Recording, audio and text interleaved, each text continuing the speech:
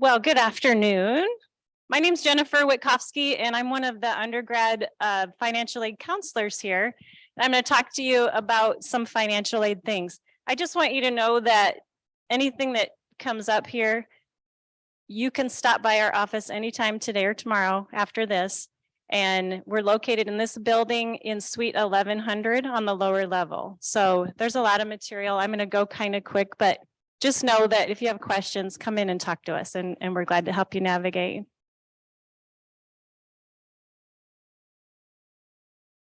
Okay, to start off financial aid, what our office does is we build on the admissions merit scholarships that you're awarded when you're admitted to school.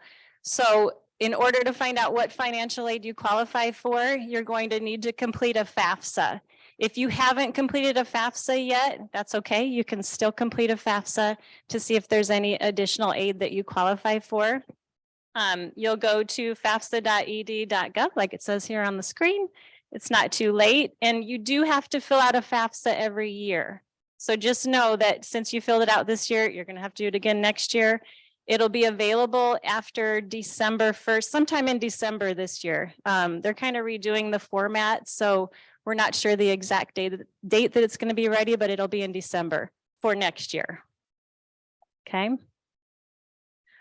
When you complete a FAFSA, there is a random selection process called verification. Sometimes families are randomly chosen to be verified. If that happens, you'll get a message from the federal government, and our office will request some documentation to compare what you put on the FAFSA to what your actual documents do. So just know that that's a random process, and we'll work you through that. Okay, everybody has a cost of attendance budget. And if you see up on the screen here, your cost of attendance budget consists of two different kinds of things. One is indirect cost and one is direct cost.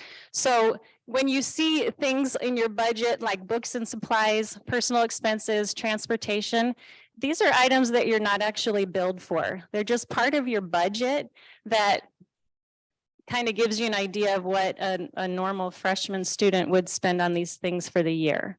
So when you see them, it doesn't mean you're going to be billed for them. So the items up here that have the asterisk by them, those are the billed cost. This is what you're going to see on your statement.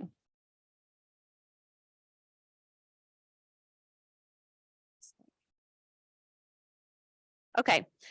After you complete a FAFSA and it comes to our office, we'll complete a financial aid award. And on the financial aid award, you're going to see some of these things up here on the screen. Scholarships would come from the admissions department, or the merit scholarships.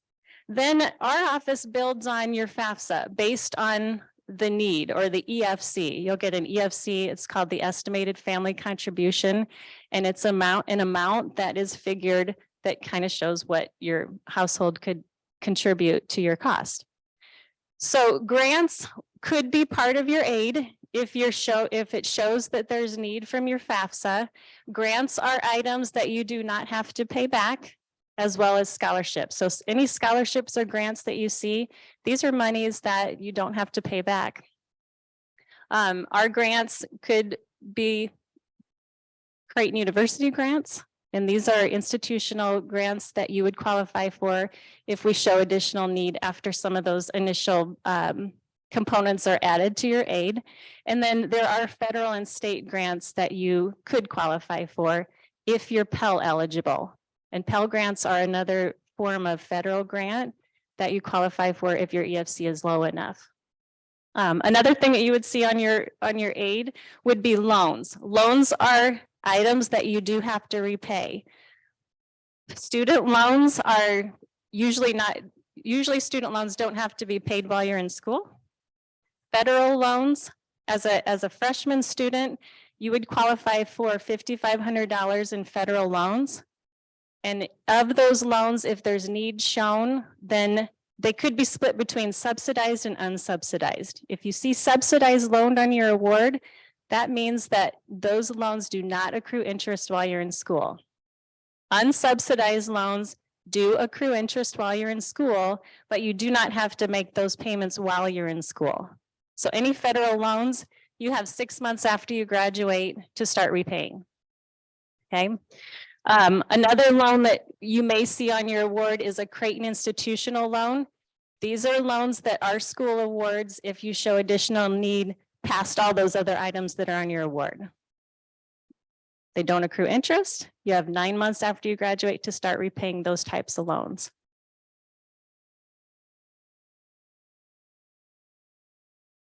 Oh.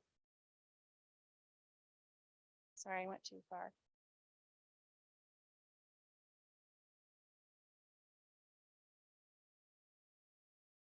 Okay, sorry.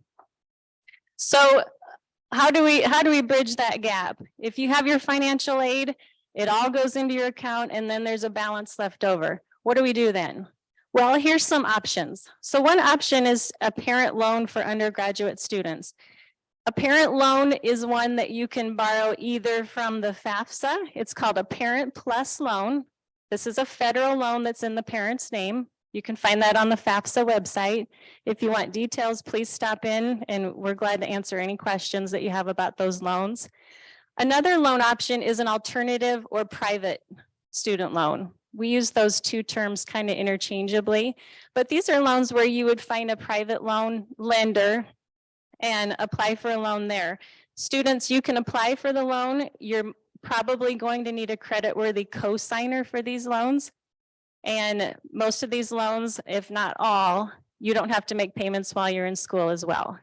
The Parent Plus loan, you also have that option to defer. That's called deferment when you aren't making payments, or you can start making payments right away if you want to.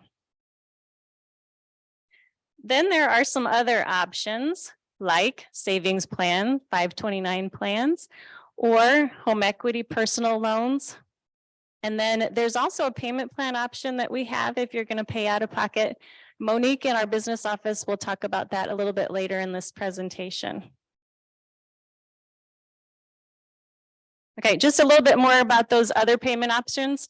The 529 plans and the ones that are listed here, to figure out how you're going to get payment to the school using those funds, you'll work directly with those companies that you have those funds at. So contact them and they'll let you know what they need, and then they'll send the money to the school. If you're going to do a home equity line of credit or personal bank loans, you'll go into your bank and you'll work directly with those bankers in there to get those loans. Again, we are located in this building in Suite 1100. We're here today, we're here tomorrow till 4:30. Please stop in if you have questions, because no question is dumb. And now I'm going to turn it over to our student employment person, Sarah.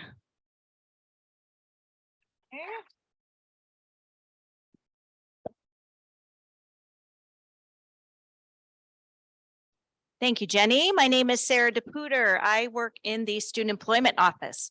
Who likes to work? How many of you like to work? How many of you like to earn a paycheck?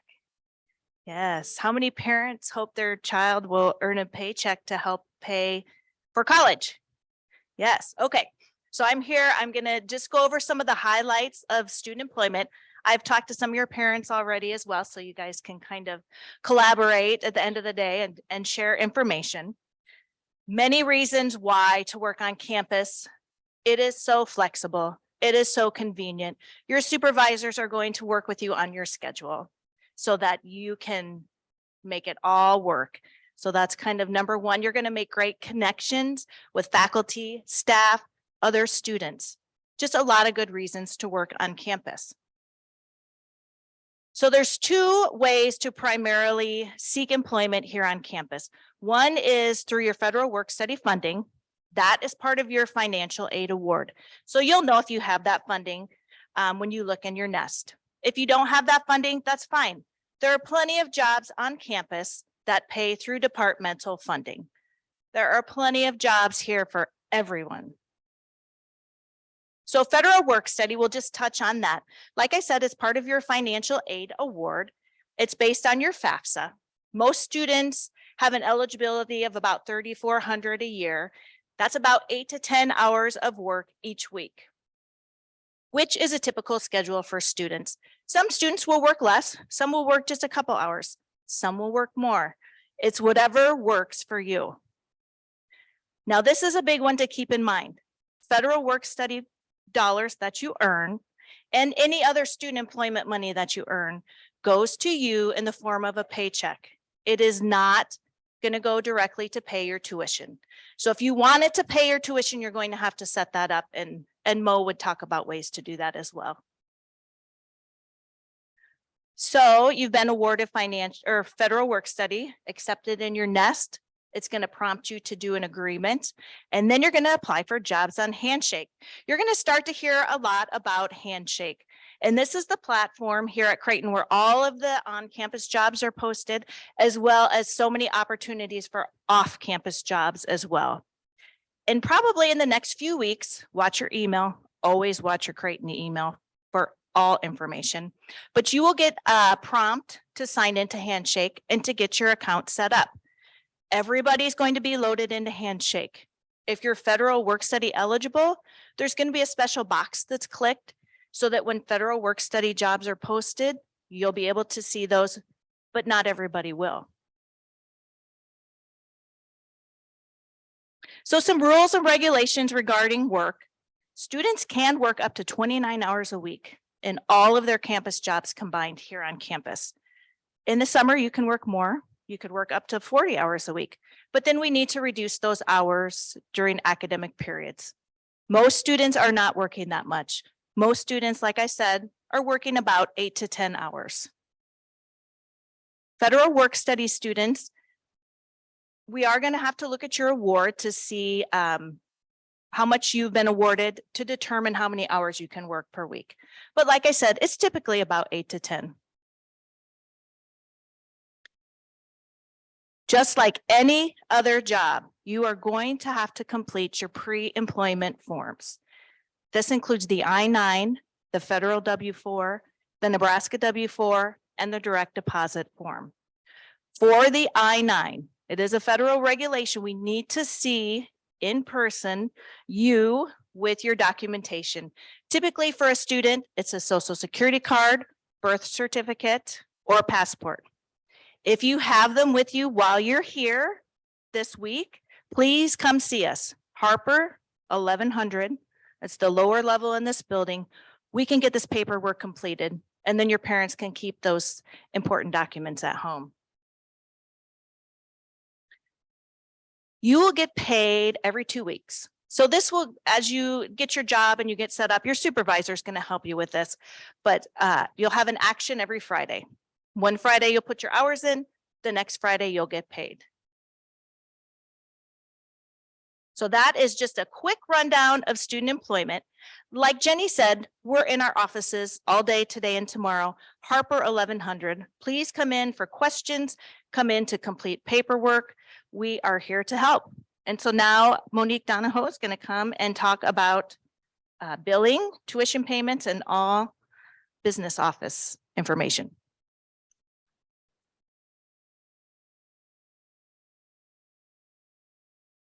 Thank you, Sarah. Okay, the fun stuff. Who's paying? You? Mom and dad, grandma and grandpa, neighbors, us? Who? Somebody, right? Okay, well, I just first want to say welcome to Creighton on behalf of the Student Financial Services and Business Office. We are very excited you're here today. This is a really exciting time for you and your families, and we are here to help you. When in doubt, come see us. As my colleagues have said, we are located down here in the Harper Center in the first floor. Do not hesitate. If you have a question, call us, come by. We want to see you. We don't want you to call later and say, well, I didn't know. We want you to come by and say, I'm not sure about this. Can you help me out? And we'll say, yes, of course, we're here to help you. So let's get a few business items out of the way. A popular question that we get all the time is from your family, well, I'm paying the bill. Why do I need to be authorized? You might have heard this term already, FERPA, the Family Education Right to Privacy Act. When your student goes to college, the disclosure control switches from parent to student. So even if you are planning to pay the bill, your student has control now. So I'd like the student to remember one important thing, a takeaway from today. You need to authorize your family member, if you would like them to get the bill, 2 places, in the Nest and in TouchNet. TouchNet is our payment portal. So if you want to not be the only one getting the statements or the bill, what are you going to do? Authorize this guy's right here saying it, 49ers guy. Authorize my parent, right? And it's not that hard. It'll take you a minute to authorize your parent or family member. It will take them a little bit longer to do that. So that way they can see the billing, the statements, they can make payments, they can review the charges, and later on when they ask you for tax information, they're going to be able to get that stuff. All right, so how are you going to get these statements? Well, they're going to come to the Creighton email of your student, and any authorized user will also receive the email. And then once you're in that, you're going to be able to print them, view them, all those easy things. Students, do not ignore these emails. Read them, look at them. If you don't know and say, oh, well, my family's taking care of this, I don't need to worry about that. Call your family member and verify that. Confirm they've also received the email, okay? And if there's something incorrect, we want to know that too. Statements for fall will be emailed to you mid-June. If you're going to do a winter session, it will be early December. And then for spring semester, it will be middle of December. When is your balance due? It's due the first day of the term or the semester. We use those interchangeably. When are you guys starting school? Anybody know? August what? 15th. Tuesday, August 15th. That's when your bill's due. Okay, what's going to be on that bill? Charges. So that'll be your tuition, university fees, all these things we see up here. The one thing I want to highlight is the health insurance. Have you stopped by and talked to student health yet? No, do that tomorrow. There's a session, you can do that. Everyone will be charged for health insurance unless you request the waiver to have that waived. So the student needs to go in, request that, and that has to be done by September 6th, or you will have a charge on your account. Most of you probably have health insurance through your families, so let's get that taken care of as soon as possible. Orientation fees, if you're going to bring a vehicle, parking, those types of things. The credits that Jenny talked about, those are the good things. Make sure your scholarships are on there. Okay, we make mistakes. If it's not on there, you're expecting an outside scholarship that's not showing up on your billing statement, let us know and we'll look into it. There can be charges that will come on after you've started and your initial statement is sent. So again, keep informed, check your account out probably every few weeks, just keep on top of that. One thing I do want to highlight is the statement that you receive is only as current as the day it was issued. Okay, I'll repeat that. The statement that you receive is only as current as the day that was issued. So if you want to have the most current information when you, the student or the family member logs in, you always want to look at the balance. Okay, that will be the most accurate of your things. Okay. Payment options. You can pay online through our partner TouchNet. You can make a bank transaction through your checking or savings account. There's no fee with this. If you use a debit or credit card, please remember there is a convenience fee of 2.85%. Send it in the mail. A lot of you will be using college savings plans. This is a busy time for them. So give them at least 10 to 15 business days to get that to us. You can mail it. And finally, Jenny mentioned we do have a payment plan. I'll go into that a little bit more. But please remember, we do not take payments in person. Our payment plan is based on semester. So maybe some of you in high school did a payment plan and it's a year. Just remember, these are semester based. We bill you each semester. So you'll have to enroll in the payment plan each semester. There's a 4 and a 5-month payment option. The deadline for the 5-month will be August 4th. So mark your calendars, or September 4th if you'd like to do the 4-month. No interest. It's a $50 enrollment fee, and then $100 will go towards your balance. You can set it up with your bank account or savings, or use the credit or debit card. If a change is made to your student's account, your payment plan will automatically update. This is great. And you'll receive an email letting you know there's been a change in your payment plan. Refunds. If you're expecting a refund, students sign up for a direct deposit, please. It makes everything a little bit easier for all of us. Let's save the world and not use as much paper. Just put your account information, so your routing number, your account number, and then you'll receive an email when your refund's coming to you. Only the student can set up the direct deposit, okay? Parents, if you're going to do a Parent Plus loan, typically the refund is going to be a check that will be mailed to you. You do have the option to authorize your student to receive this money. So that will need to be done when you apply for your Parent Plus loan. What happens if you don't pay? Well, guess what? Not too bad. Well, you're going to get a little email, right? What are you going to do? You're going to check the email. You're not going to ignore it. And we're going to remind you have a balance due. But if you continue to ignore that, you will get a late fee. So please don't ignore it. And then ultimately, if you continue to have a balance, we're going to put a hold on your account, and that prevents you from doing things like registering for the next semester, making changes to your schedule. So let's not have that happen. This is just a quick glimpse of the business office website. Parents, family members, bookmark this. Find it before you leave today, bookmark it. It's going to give you the link for the TouchNet website so you can make payments, check the account.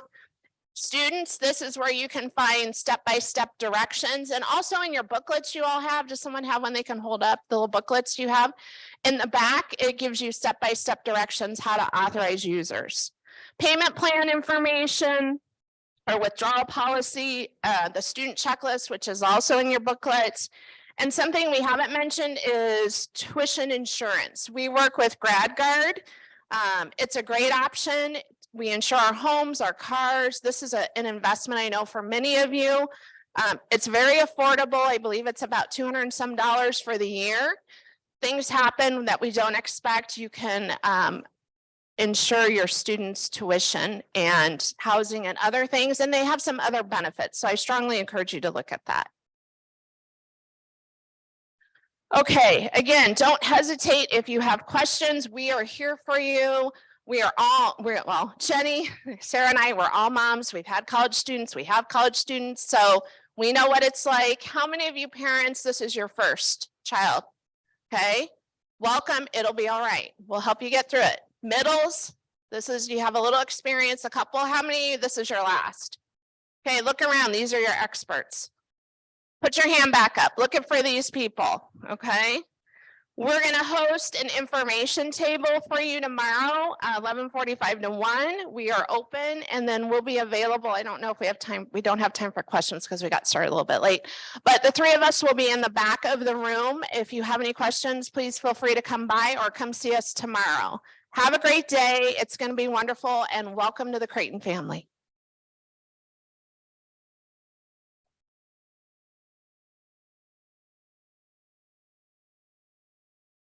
All right, thank you guys so much. So real quick, we are going to have a very quick 5-minute break. We're going to start the next presentation at 1:50. If you're really needing to go to the bathroom, I would recommend doing that now, but if you don't need to go to the bathroom, I'd recommend just staying put for now, unless you want to go ask one of them a question. They will be in the back of the room for about the next 5 minutes or so. But we will be starting in just a few minutes here, so but please take a little bit of a break, and we'll be back.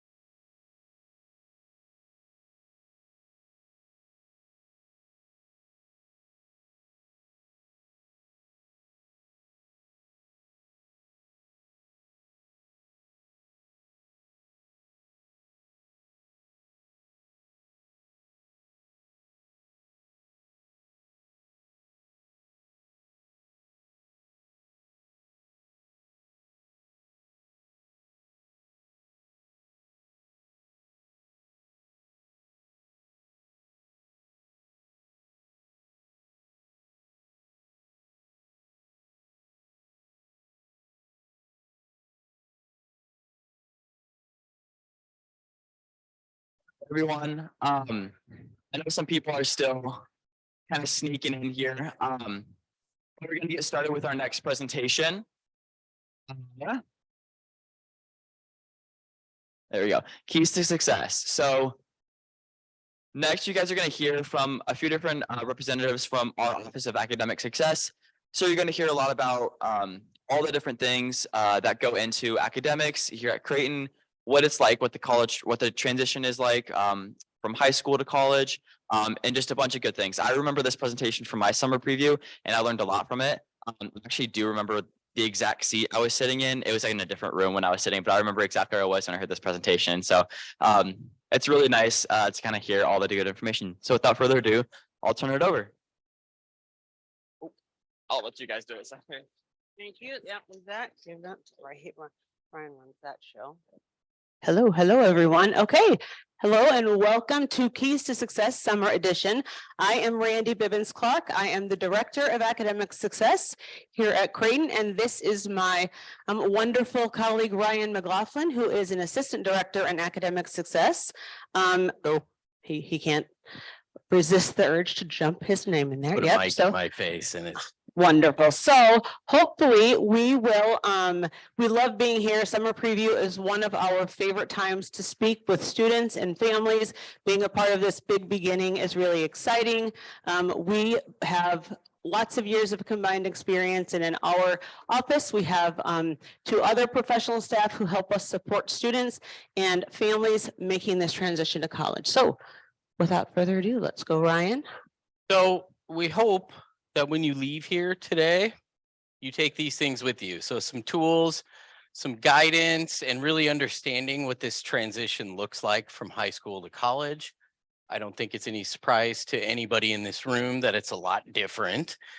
So we'll get into some of those exact reasons why here in a little bit. We want you to know the resources that are available, specifically from these 3 offices that we're going to talk about, and recognizing the importance of the perspective coming here. All right, so change ahead. This is going to be a common theme. It is a common theme. I'm sure that you've already heard this a million times. You've already heard it about 5 times from us. I want you to think about what role it is that you as a parent or a family member and you as a student in the room have played in your family structure for the last 15, well, not 15, probably 17, 18, 19 years. Think about it kind of like as an organization and in the hierarchy. As a parent or family member, what role would you play? And then students, what kind of different roles would you play? Would someone someone give me some ideas? What job did you do? What roles did you play? Someone said, I hear something. Oh, benevolent dictator. Okay, yes. Very good. Jumping right to the top. He dictates, but he's nice about it. Right. Okay. Others?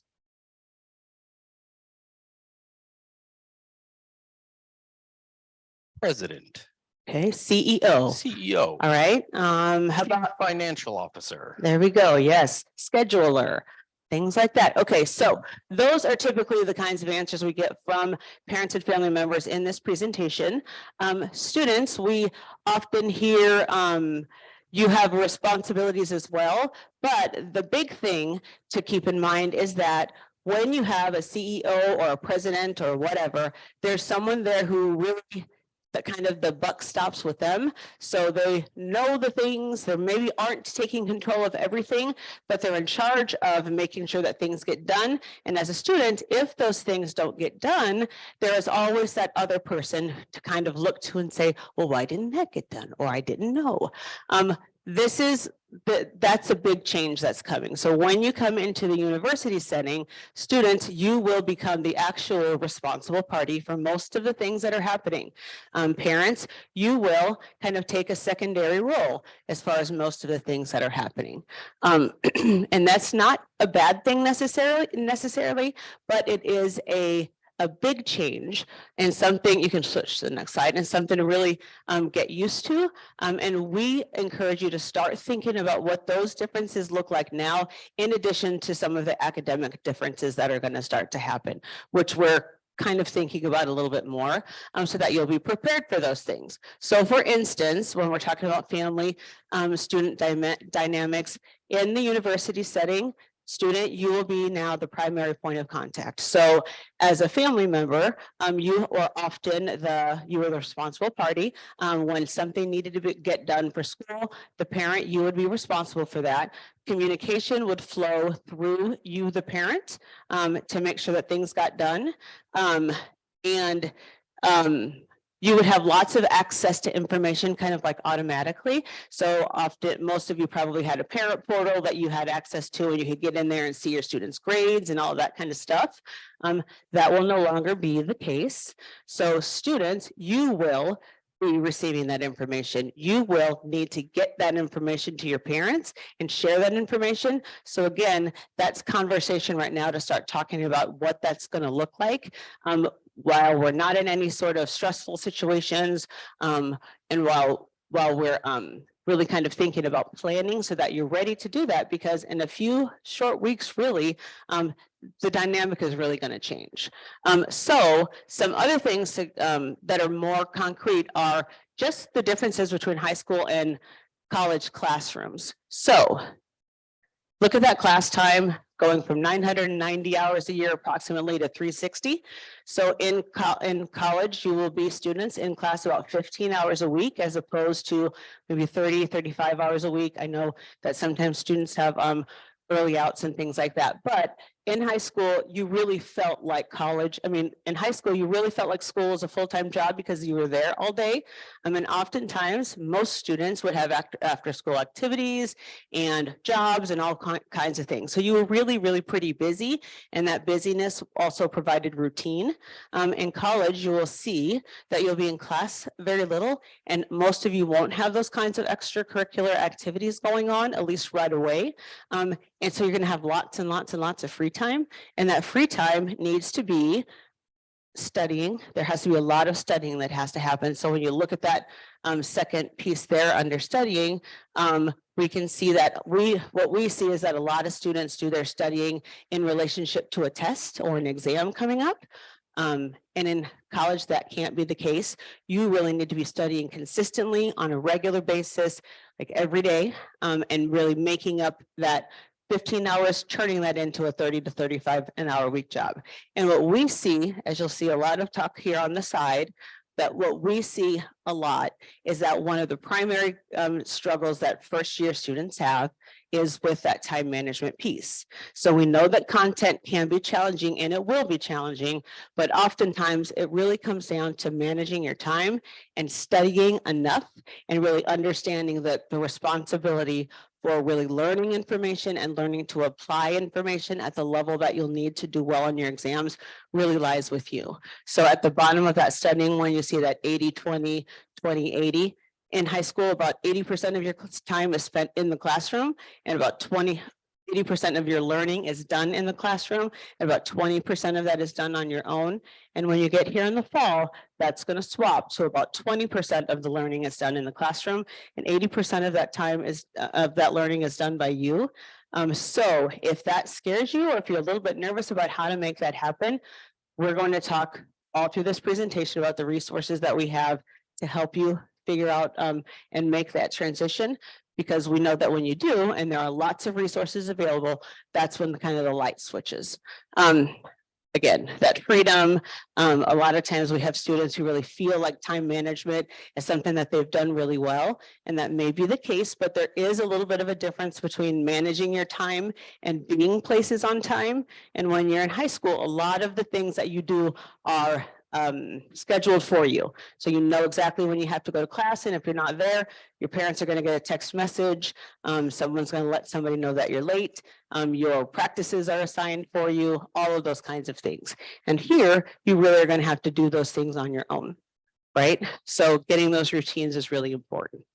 All right. And speaking of The stigma versus the Creighton culture. So we, being our Office of Academic Success, we've worked really hard to create a culture here at Creighton where the use of resources has become normal. We hear from students a lot of times who are coming in their first year that going to tutoring was for the kids who were in trouble in high school, or seeking out an academic coach was something that they made me do because I wasn't doing as well. Here it's voluntary. But we know that students who do use resources, as you can see there, are more successful and less anxious. And we'll get to some numbers here in a minute, but the three offices that we're going to focus on in this, and what you see here is the 7 offices that make up the area of student success here at the university. So those 3 offices that you see there are the ones that we're going to talk about. Resources here are free, but again, they are voluntary. So know that they're available, but it truly is up to the students to take advantage of them. So the message that we always put out in this idea of changing your mindset and kind of coming in with a different view is be proactive. Use these things before it's actually an issue. It's a lot easier to walk into, say, a coaching appointment with Randy or I, if you've already done it, rather than something's going real bad and now I got to go in there and talk to this person to help me figure this out. So take control of that. Okay. So our office is at the Success Center, which is at the bottom of the stairs in the Reinert Library. So if it's under construction at the moment, so I don't know if you've had the opportunity to tour it, but it's right next to St. John's. So again, this is what we do. So tutoring, we have tutoring in many different ways. Your classic one-on-one, which is peer supported, meaning upper level students who have already taken that class, have a 3.25 GPA and got a B+ or A in that class, tutor that class itself. They also have to get a letter of rec from one of the faculty members in that department or that teaches that class. And then they go through extensive training with us. We have drop-in tutoring 5 nights a week in chemistry, biology, math, and physics. Why do you think that is? Exactly. Yeah. We didn't pick those classes. Demand speaks. Literally, we didn't pick those classes, but we know a lot of you have. Yes. We have attached tutors in chemistry, biology, and some physics classes. So what that means is an upper level student, the faculty member that teaches that section handpicks a student. That student then attends class as if they're taking it again. And then they hold dedicated office hours 2 times a week that you can drop in and ask questions of that student. We also have supplemental instruction. Any nursing students? Okay, few of you, supplemental instruction is similar to attached tutoring, but kind of on another level, where that student works closely with their faculty member to come up with supplemental lessons for what's happening in that course itself. And they also hold office hours that you can go in and ask specific questions as well. Coaching is done by the professionals in our office. So we kind of have a thought in our office, and the kind of the way we approach academics at Creighton is that there's kind of 2 sides to it. So you've got the side that is your chemistries and bios and accountings of the world, which is the content side. But where we see a lot of students run into trouble or have challenges is on that management side, the time management. How do I study? How do I take notes? How do I read a textbook? And that's where we come in. And so we have students that we meet with one time and they go off. And at that point, I assume that they've learned all the greatest things in the world and I've set them up to be successful. There's others that I meet with all 4 years they're here because they like that accountability and like to just come see somebody and talk to them. Peer mentors we have and graduate assistants who help us and support us with students to do some things like they hold workshops, calendaring workshops, scheduling, different things within the residence halls. So workshops, academic strategies courses that we teach. We have, some of you may be enrolled in TSC 120 Strategies for Academic Success. That is an academic skills and management program, and that is delivered by our department. So you might, if you have that on your schedule, just kind of know that that's us, and you'll see the two of us are instructors for that and the rest of the staff and lots of our student success staff are also staff member or instructors for that. So if you have any questions about that, feel free to come up and ask us. Yep. It also means you're lucky, Yeah, it's a wonderful Yes. class. we think. So again, here are those numbers. So we're super proud of this because we've seen that 40% number jump up every year the last 5 years. And that's the number of undergrads that are using any sort of resources during each year. So 40% is a high number.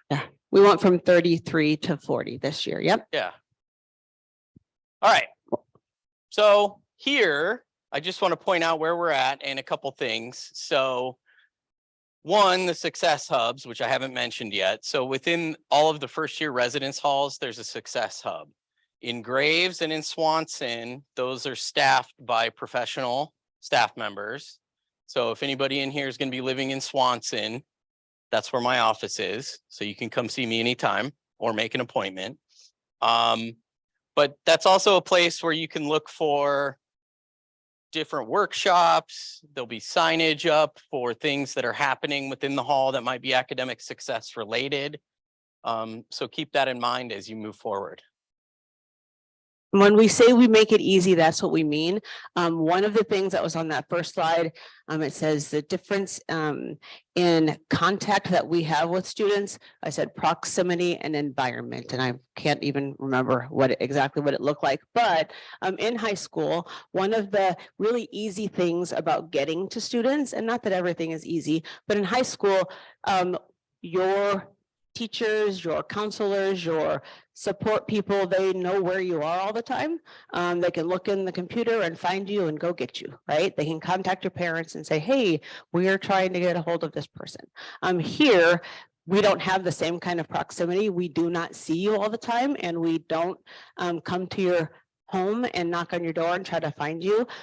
These resources are available to you. We are here, and we really, really have I think, pretty amazing amount of support, both in our offices, other offices around campus. Our faculty are so dedicated to making sure students are successful. But what we need from you students is to get to us, right? Parents, what we need your students to do is to get to us.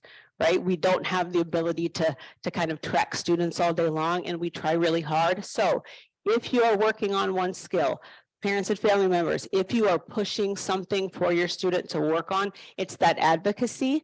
And when you're working with your kid and you get calls in the fall, it's really helping your student to get out of the door and come to one of us, take control of that your academic journey.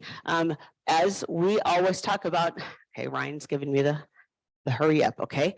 We talk about that we do, one of the things that students kind of confuse is that to be an adult, you do everything by yourself, right? So I have to figure everything out, and you don't. And that's not what successful adults do either. We work, we ask each other, we ask questions. One of the things that embarrasses kids all the time is that their parents are like going up and asking somebody a question about something. You're like, sit down. I have an 18-year-old, like, sit down, don't go over there. And I'm like, I don't know the answers, and I'm not afraid to ask. That's what we do. That's actually a very adult thing to do, is to just ask questions when you have them.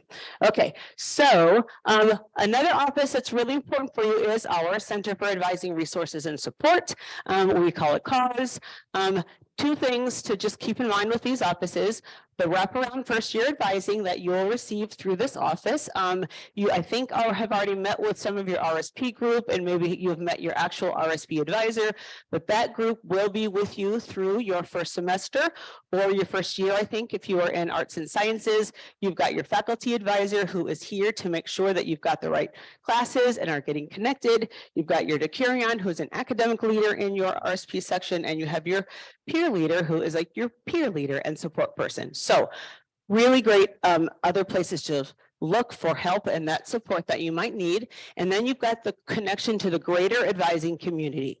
So you have, again, your faculty advisor, and then you have the college dean's office, who's here if you have some really tricky questions, if you have questions about transfer credits, if you have major and minor questions, if you have Other thing, if you want to change something, those people are there to help you with those kind of more difficult things. And then our CARS office also provides our pre-professional advising. So if you're on the pre-health track, med, dent, PT, OT, or if you're on a pre-law track, these are the folks that are going to help make sure that you are not only a really good, ready to graduate from Creighton, but that you are ready to be a strong applicant for professional school. So first year students can start using those resources right away. Up next is our Student Accessibility Services Office. These are the people who help students who have a qualifying disability make sure that they get the accommodations that they are entitled to. So before classes begin, we encourage anyone who had a 504 plan or an IEP, a 504 plan or an IEP in high school, we encourage you to register and get connected with Student Accessibility Services starting now. You want to get that done before classes start. This isn't a great time to decide that you want to try college without any of those supports. There's going to be lots of things as students that you are going to be trying without the support of the people who have been there kind of by your side, even things as simple as doing your laundry. So every single day you're going to be doing those kinds of things on your own. This isn't one of them. So you can get set up with this office so that when the time comes, you get to determine what resources that you want to use, okay? But we don't want to wait until until you feel like something is missing to get involved with this, because it does take a little bit of time and we want to reduce the anxiety. We can avoid that altogether. After classes begin, if you find that you are struggling with something, we want you to work with this office to see if you qualify for accommodations. If you experience a medical condition, if you have a concussion, if you break your leg that is going to require you to need some sort of an accommodation, this is also the office that you would work with for that. The way that you do that is through our online portal for students. This is the link to the website for Student Accessibility Services if you want to check that out. We have a confidential online portal that is really easy to use. Both Ryan and I have worked with lots of students getting into that system. You upload your information and then you have a meeting with a SAS staff member who will review that application and let you know if you are eligible for services and what those accommodations are. This is a really individualized process, so you just want to kind of stay on top of that. And they will help if you are eligible for accommodations. They will help do the communication and get faculty and staff notified so that, again, we're making sure that you're getting the things that you're entitled to. Really important to note that students, you are responsible, you own every step of this process, and it actually must be students. So parents, family members, as much as we want you to be encouraging your student from the other side, the student really does need to drive this process. Okay, all right. What's our time? We're good. Okay, so some tips from us in academic success. So first thing, students, repeating, ask lots of questions, get to know the resources that are available to you and use the resources that are available to you. We are here because we know that students need this stuff. And we do not get rattled by the different things that students come to us with in any of our offices, really. Parents, we want you to make sure that you don't get carried away, and I mean by asking your student too many questions, because then they stop telling us things. But we want you to get to know the resources that are available as well, so that when that phone call comes, when your student feels stressed, when it seems like things aren't going their way, then you are able to be that voice behind them, giving them the information, saying, well, I remember that Ryan talked about that they have tutoring for that course, or maybe you can stop by the success desk and ask where you get to the Curious Research office. Use the resources, know the resources, parents, and encourage your student to use those resources. We do have the success desk that parents you can call, and we can even give you advice on how to maybe have those conversations and answer those questions for you, so that you can, again, have that conversation with your kid. Students and families, families, practice treating your student like a young adult right now. So if there are some things that you can start doing to give them that responsibility, so you'll trust them more when you drop them off here in however many weeks, 8-ish weeks, that will make things less stressful for everybody.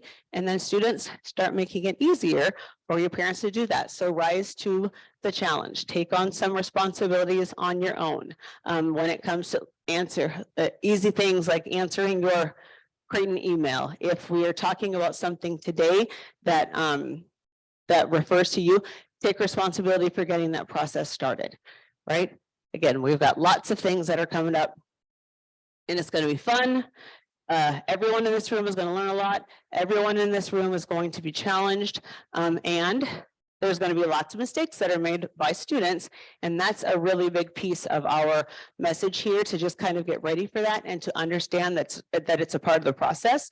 And it can be really scary, especially if as a high school student, you're leaving an environment that you've really kind of mastered that environment, and you're going to be coming into a place feeling oftentimes pretty confident, and then being brand new in a brand new place can be really scary, and that makes it even scarier to make mistakes. But you are, I want you to look at my little chart here. This is the way that we grow and learn from our mistakes. And this top corner where it says stretch mistakes, these are really high opportunities for learning, and these are learning from things that we intentionally put ourselves into. So as a college student, you are going to be intentionally doing all kinds of brand new things, and we cannot learn in that type of situation without making some mistakes. You can't learn how to walk if you don't fall down sometimes. Think about something that maybe you thought you would never be able to do, and now you can do it. You didn't do it perfectly. It took time and it took practice. And those structure mistakes they're really important. What sometimes happens, and what we see as stopping students from getting the academic support that they need from their peers or faculty members or our office, is this idea of a lot of times we miscategorize everything as a high stakes mistake. And high stakes mistakes are the type that cannot be come back from. That's something disastrous is going to happen if we make even one little error. And most mistakes are not high stakes mistakes. You students and family members, you are coming to a place that is designed to help you grow in this area. We have seen these mistakes before. And if you feel confident enough to come in and ask us and get that support when you are confused about something, then we can certainly avoid these types of mistakes, right? You having a grade on something that didn't go as well as you wanted, missing an appointment, having to withdraw from the class even. Those things do not have to be high stakes mistakes if we can just use the resources that are available to us to figure things out. And that's why we're here, right? Yes, Randy. Okay, good answer, Ryan. Okay. Thank you. Yes.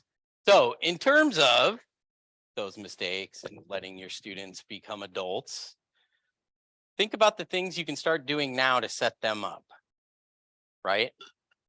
Make their own doctor's appointments, fill a prescription on their own, take the call from a nurse, pick out an apple. Notice that the shampoo bottle in the shower is getting empty, and that doesn't just magically appear under the sink, right?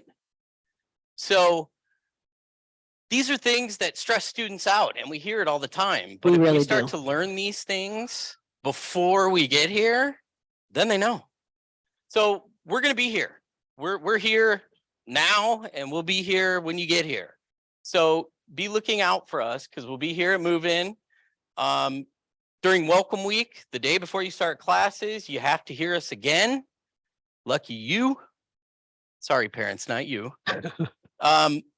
Semester setups are going to take place in the Success Hubs, so be looking for that in your residence halls, meaning our grad assistants are going to hold workshops to help with calendaring and scheduling and talking all about that time management stuff. Tutoring will start that first week. We'll have open houses, Hippocampus Success Seminar. I have the link here on September 6th or September 13th. I have a workshop that I do. We'll have some food. I'll give you all my greatest success advice for college. And it's a great way to meet people early in the semester. I think it's fun. I try to have fun most of the time. And you can stop by our office anytime. Okay. That's all we got for you. A lot, yeah. Yeah, that was a lot to take in, but thanks for having us. All right. Okay.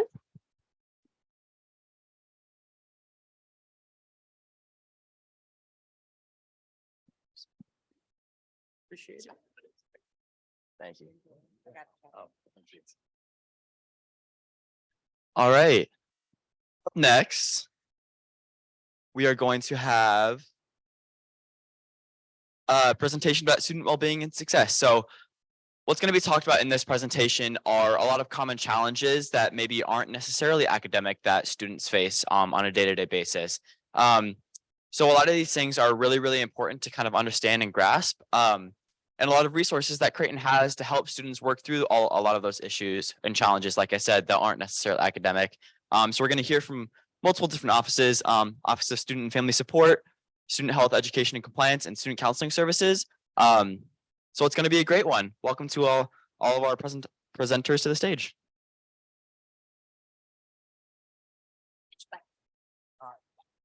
Great. Well, good afternoon, everyone. We are so excited to be here to meet all of you, and thank you for your time. Today, we are going to present on student well-being and success. So to kick things off, first, we are going to introduce ourselves, talk a little bit about our offices, and then we're going to share with you all different topics that either you or your students may encounter with any of our offices throughout the year. So to kick things off, my name is Ann DeLuca, and I serve as director of our Office of Student and Family Support. And my slides are going to focus on a little bit about what that means and how we will interact between now and graduation. And I'm Melissa Lindauer. I work in the Office of Student Health, Education and Compliance. And I'm going to chat with you a little bit about healthcare resources, care coordination. That's my main role. And then also my department oversees immunization compliance, and we oversee the student health insurance program as well. Great. So to kick things off, I always like to start this presentation with a bit of a mindset shift. At Creighton University, we fully believe that parents and families are partners in student success. So essentially what that means to us is that we welcome all of your questions and engagement along the path, again, between now to the moment your student graduates from college. Give me a raise of hands in here. How many have ever heard the term helicopter parent? Give me a raise of hands. Okay, that became really popular within the last 5 to 10 years. And recently, there's been a significant shift in higher ed and how we want to partner with our parents and families. So if you come to a moment when you want to call one of our offices and that word pops into your head, know that we don't believe that word at Creighton University. We welcome those relationships. Okay, so I want you to keep that lens in your mind as you watch today's presentation and all the rest of the presentations here at Summer Preview. A lot of times, parents and families and students will interact with our office because they are trying to overcome a challenge. And on the next slide, I have a list of what all those challenges could be. But I want you to think about any time you face a challenge, I want you to think about the different equations that could be present when you are problem solving. I'm going to let you look at this for a moment. At Creighton University, we welcome all forms of this problem solving. More often than not, we at the Office of Student and Family Support, we welcome parents and families calling and trusting their gut and saying, explaining their story to us, explaining what experience their student has had. We fully want to engage in those discussions because we think it helps students get to that graduation. And so these are some of the more common reasons where we might interact with you or your student throughout the year. And it can look a little bit scary looking at all these on one big PowerPoint slide, but we really wanted to put them out here. So that way, if throughout the year, you or your student bumps into one of these challenges, we want you to know that we very much welcome that outreach about any of these topics.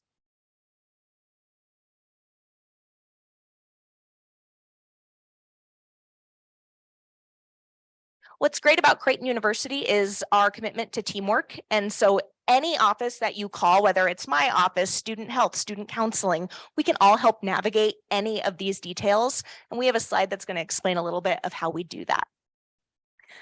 But before we jump in, I wanted to share a little bit more about what the Office of Student and Family Support does to create a relationship with our parents and families throughout the year.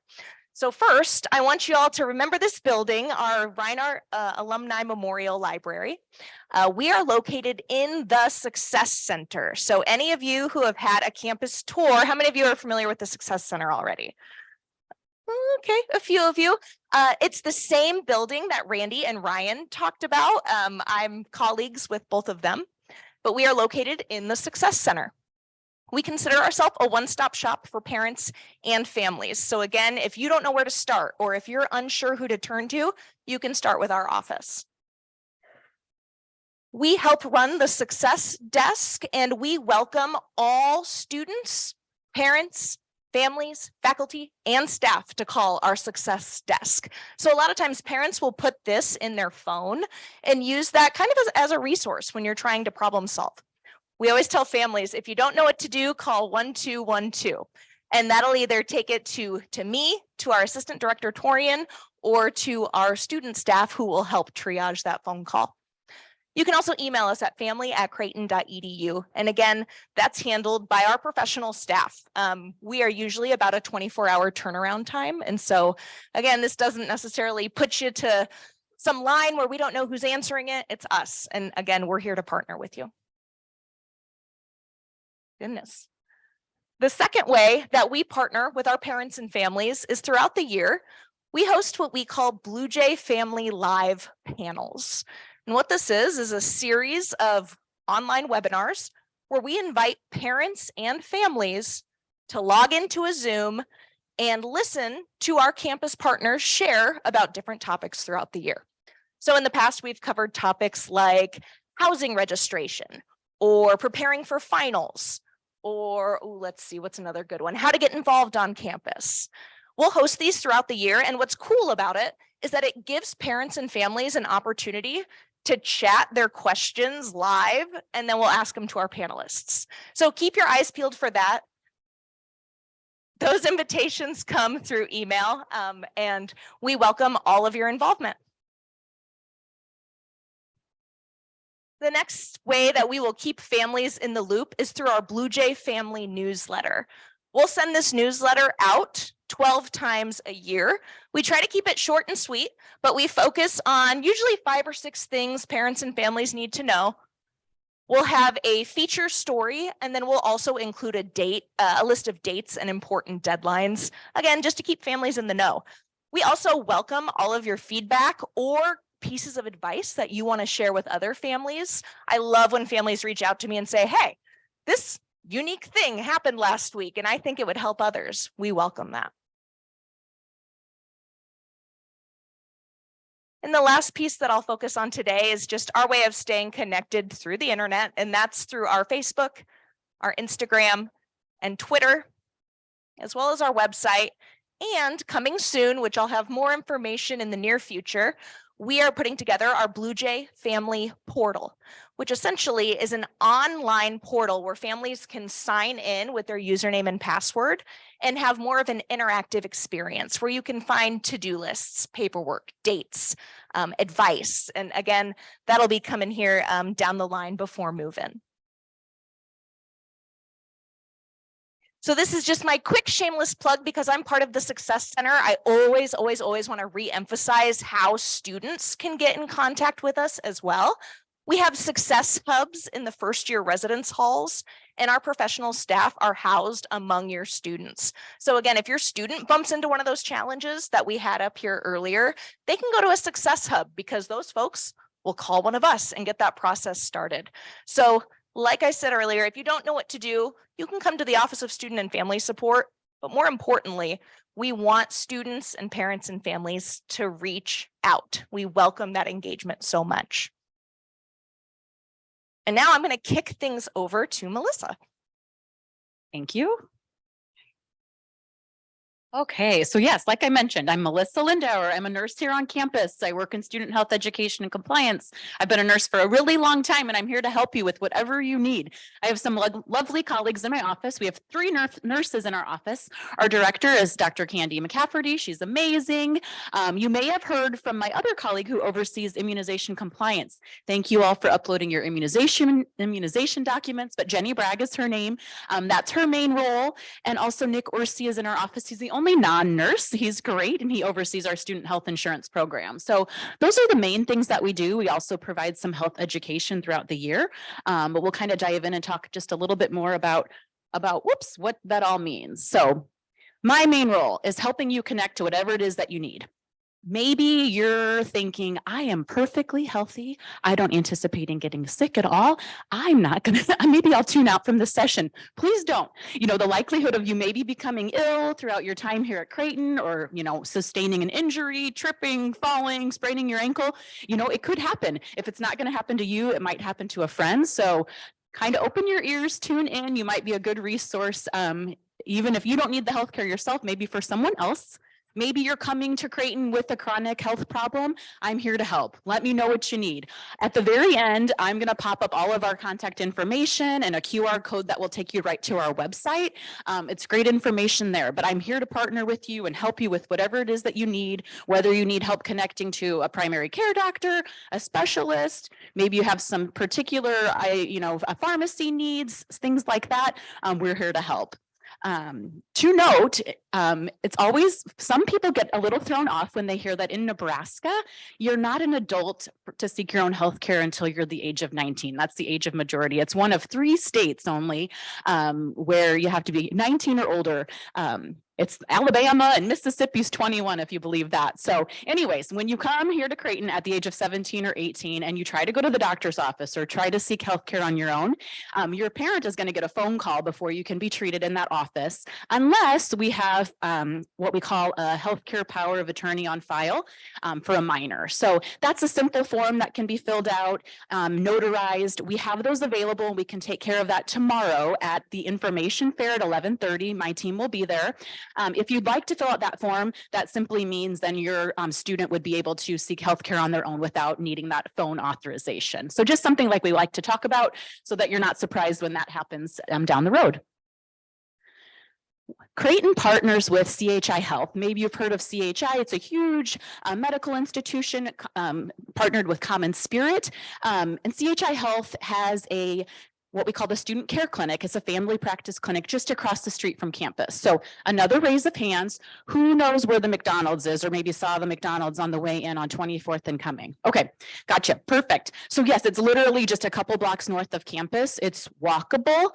The shuttle goes there. The Creighton shuttles go to the CHI Student Care Clinic. And also if you really needed it, public safety would be happy to give you a lift to the Student Care Clinic as well. So it's a wonderful resource. It's a doctor's office. This is where you go when you're sick. You don't have to go here. There's many other places in town, but it's great. It's super close and they're a wonderful partner. So the clinic is open Monday through Thursday from 8 a.m. till 8 p.m. and on Fridays until 5 p.m.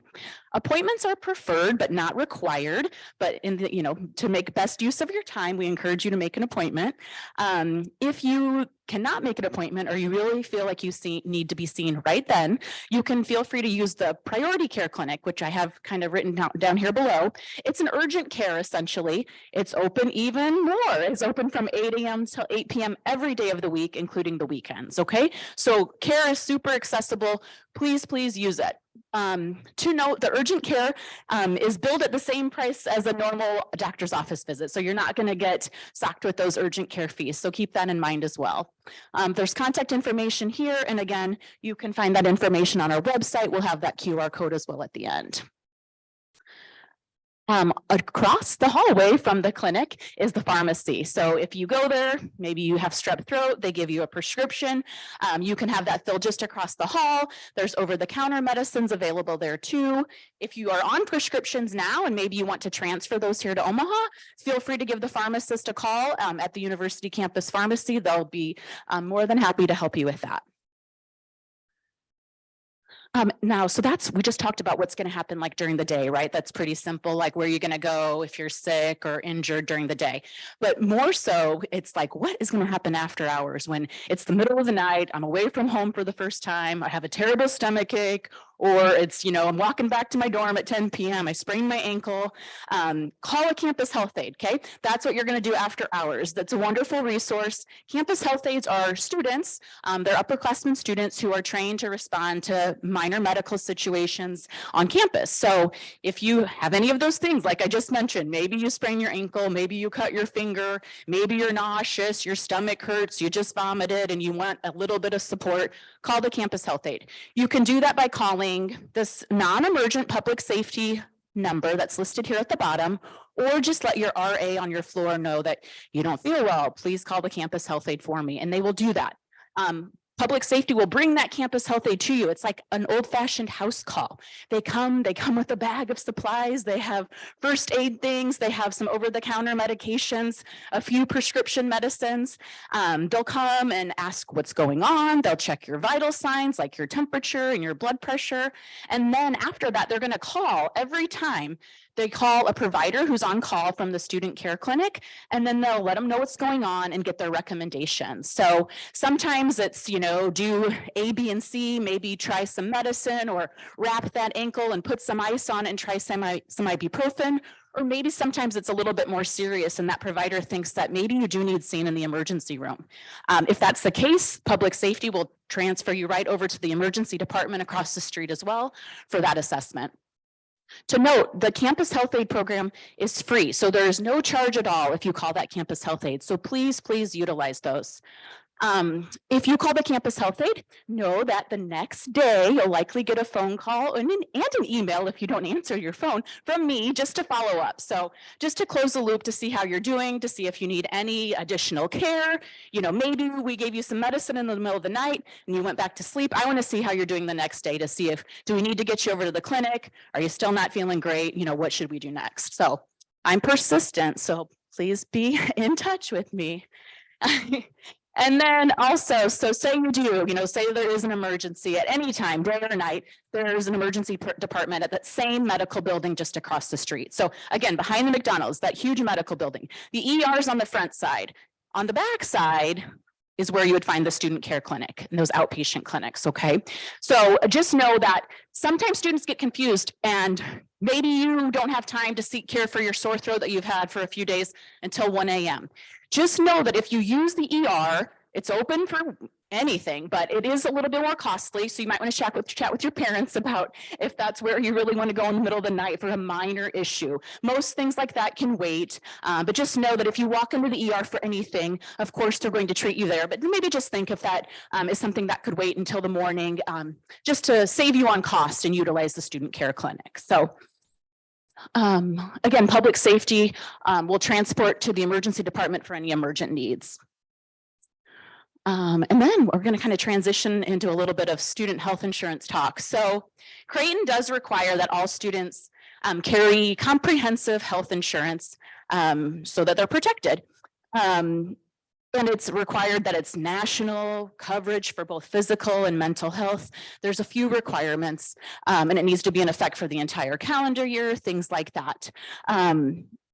The university has a student-sponsored health insurance plan that's through United Healthcare that all students are enrolled in, okay? It's an automatic enrollment and it happens every year. Now, it's a wonderful plan and we can talk more about it at the information fair tomorrow. We have brochures, the information's on our website in regards to what it covers, what it costs, what the deductibles are, all that. We can speak to that as well. If you do not need that, if you have your own health insurance and you want to keep that and continue to utilize that, you can waive the student health insurance. There is a waiver process that you need to go through. It is open now through September the 6th, so you have plenty of time to do it. Again, QR code that you'll see here in a minute will take you to our website. Will take you to our insurance page. Will take you to the waiver site.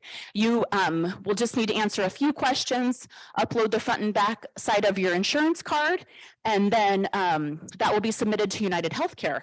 If your plan meets the requirements, then you will receive an email. And when I say you, I mean students. So it's you're now adult. So this is your student email that all of this email communication will go through. So then you'll receive an email if your waiver is accepted or denied. If it's denied and you feel like, oh goodness, I believe that should be accepted, please call us. Sometimes there's, just a glitch and we can help walk through those and work through that process. So again, you have plenty of time to do it, but we would encourage you to try while you're here, if you want, to waive that insurance if you know for sure that you do not need that coverage. Tomorrow at the information fair, you can please even stop by and say, hey, I submitted my waiver last night or earlier today. Do you see it in there? Usually they're approved or denied within 24 hours, but we're happy to help you walk through those steps while you're here. Otherwise, call us, be in touch. Again, you have until September the 6th. Multiple emails will go out to the student email address, just as a reminder, like waive your coverage if you don't need this. But again, every year this is going to happen, okay? So next summer, you'll need to do this as well if you don't want that insurance program. Kind of parents maybe even put like a mental clock, like August 1st, let's decide, do we need this insurance every year or not? Also, another way to look at your tuition statement. So generally speaking, like next year, once you register for fall classes, you'll see an insurance charge populate. If you don't want it, that's your another key, like, oh goodness, I didn't fill out that waiver yet. Do that so then the charge is removed from your account. Okay. All righty. And then and also we do more than just waivers, right? We want to help you with your student health insurance questions too. So whether you have questions about our coverage or your own coverage, we help students navigate, like maybe you went to the doctor or the emergency room and you didn't take your insurance card. That does happen. So make sure you have a digital copy of your insurance card on your phone. Because if you go without, you might get charged, right? They don't run it through insurance. You might end up with a bill. Students come to us with these bills. We then help assist with getting things ran through insurance so that they're not incurring those fees. So we help with all the things insurance related. So just let us know what you need. In terms of immunization compliance, most of you have probably done what you needed already to make it here to summer preview. So most requirements are complete. Some students, health science students like College of Nursing, paramedicine, you're going to have some additional requirements in terms of immunizations that will be required on an annual basis, like TB screening, that kind of thing. If you have those types of requirements, or maybe you're finishing up some other requirements, you can do all of it across the street. So if you need hepatitis B vaccine or a TB test, you can go to the CHI Student Care Clinic and they'd be happy to take care of that for you. Continue to upload any immunizations that you receive into the Birdhouse portal, our online portal for immunization compliance.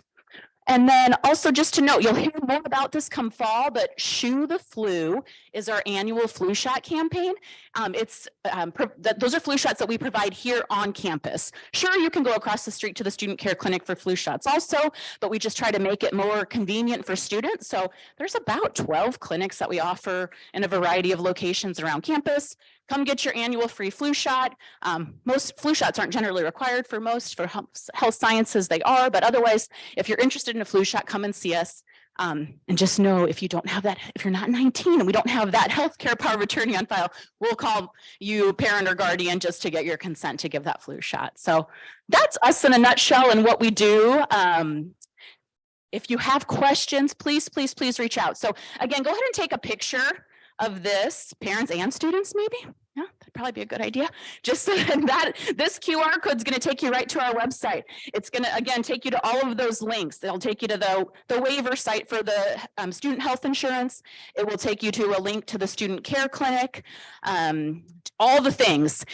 You'll note that there's lots of email addresses up there. If you can just remember the one, studenthealth@creighton.edu, that's great. You know, my team, we really all have access to all of these. So if you send an email that really belongs to another one, we will get it to the right place. Our phone number is listed there at the bottom. We welcome any and all questions. So please reach out. All right, I think that's it. Thank you for your time.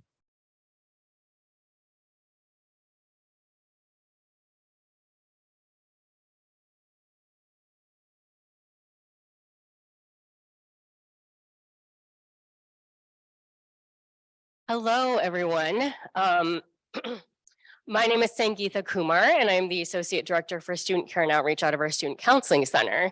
So thank you to all the parents who came to my earlier session about transitions and letting go. Oops. If it goes back. Okay. So student counseling, I think this was the next, yeah. So first of all, our Student Counseling Center, just so you all know, is located. How many of you know where the church is? St. John's Church. Have you seen it? Okay. If you walk to the left of it and behind it, and you just keep walking, you will hit a small little gray and brick building. You can't go any further. So that is our center. It's located in Marcoux Hall. And these are a bunch of the services we offer. So the counseling is free. Okay, parents, take note of that. Counseling is free. And we have a certain way of how we do it, and I'll explain that. But we also have crisis response day and night. I'll talk about that. Consultation, we have referrals to any providers in the community that you might want. TAO is our therapy assistance online program, and that is kind of like a self-help.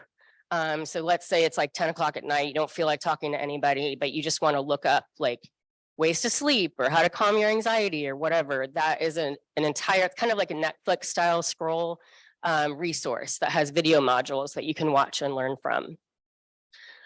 We do have psychiatry that's billed to insurance. And so that's like any kind of normal doctor visit. And then we have ADHD and learning disability assessments. And there is a fee with that, but it's a lot less than a community provider.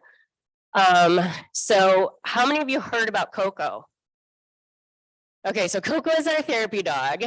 She's a chocolate lab, and she is literally the most popular girl on campus. Follow her at Coco the Counselor. She has over 3,000 followers. And she has office hours around campus. You will see her in Scott and Harper. And she can be in sessions with us. She's the saddest looking chill dog. Like, she just is so sweet. I don't know if we have a picture of her on here, but we also have a new therapy dog named Ella, who is a Bernese Mountain Dog. And she, yeah, exactly. She's like just sweet as pie. So I'm a pet mom. So all you students, when you get here and you need a pet fix, come see us. So these are just some of the common concerns. We obviously are mental health professionals, but we also see students for kind of any distressing situation. So it could be academics, it could be relationships, it could be grief, family issues, getting used to college, trauma, whatever it is, we can help with it, okay? So this is kind of our model. So a while ago, we used to have a wait list of about 100 students per semester who are trying to get in to see us. So just so you're all aware, the Creighton Student Counseling Center is very well utilized. We see probably over 1,300 students a year.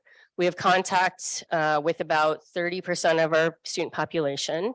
And people come to us for all different reasons. So I don't want that stigma to be perpetuated that, oh, if I go to the counseling center, people think I'm whatever, insert word.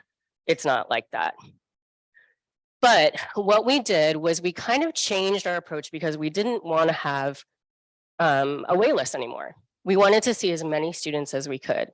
So you all can read, so I won't go through all of that, but I will say you can come in one time if you want. You can come in 3 times. You can come in 5 times.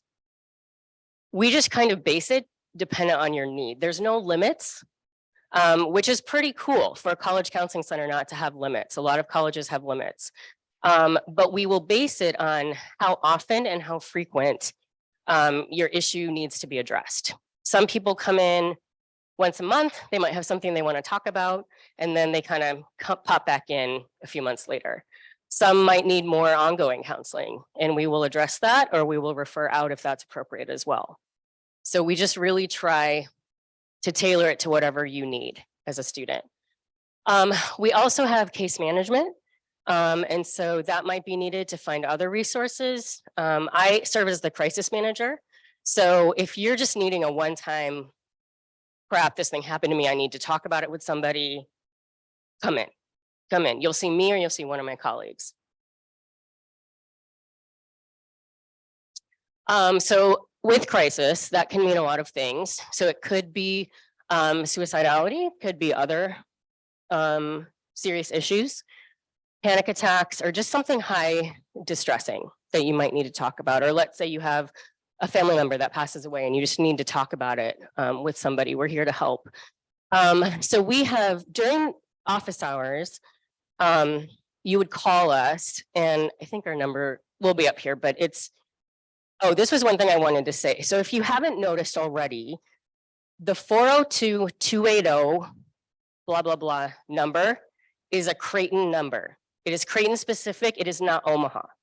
I mean, it's Omaha. You're in Omaha, but I mean, it's very Creighton specific. So if you get a 402-280 number call, answer it, because that means it's somebody from Creighton who is trying to call you.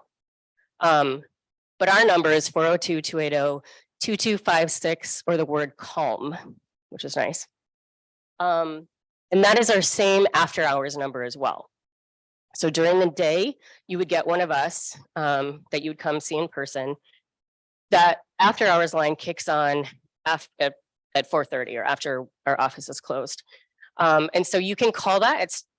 It operates all night, and you can talk to somebody whenever you need to, and you'll get a live counselor on the other end of that. And they're an extension of us, so they know how to get a hold of me, my boss, public safety, whatever's needed to help you, okay?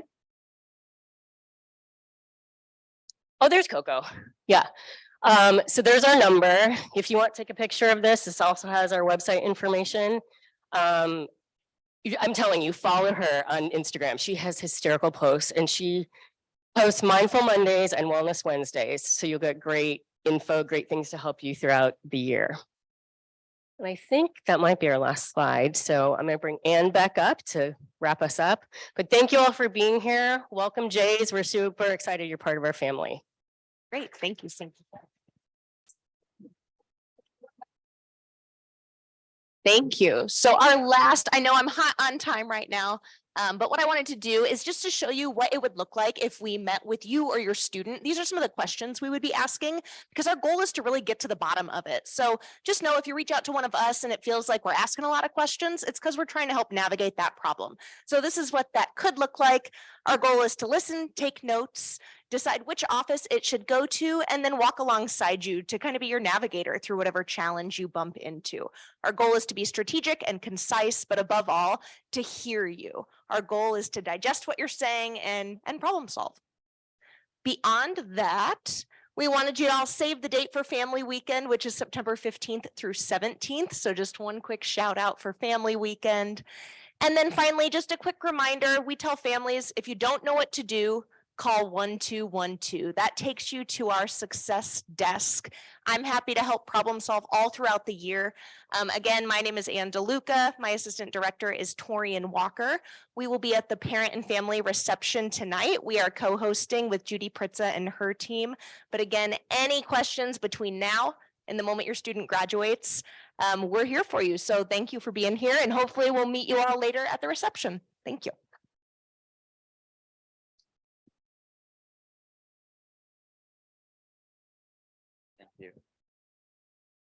All right, amazing. So up next, we're going to have two different presentations that are going on. So for the commuters in the room, you guys are going to be going to a different presentation in Harper 2046. So that's going to be just straight out the doors and then go right. There'll be signs and people out there as well to help kind of direct you. For those commuters that are in here that need to go to that presentation, once that presentation is over at 3:30 or 3:20, I believe, whenever that gets over, you need to come back here for another presentation after that, and then we'll kind of start to wrap up the rest of the day. But for the commuters, like I said, you guys are free to leave right now to go to that other presentation. As for the next presentation that we're going to have, it's going to be about living at Creighton. So this is going to be talking about what it's like to live in a residence hall, what it's like to live on campus. It's definitely an experience like no other. I've lived on campus for the past 2 years. I loved it, but it's definitely an adjustment and definitely something that's really nice to get information about before you kind of just go and do it. So we're going to hear from the Office of Res Life. So without further ado, I'm going to hand it over to them.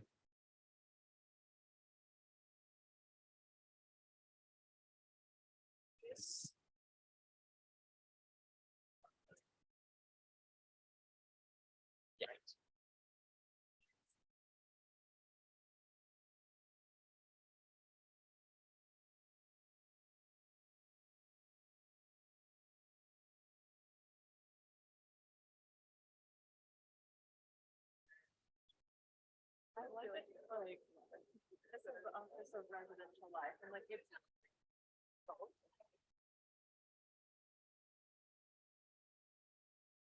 Yeah.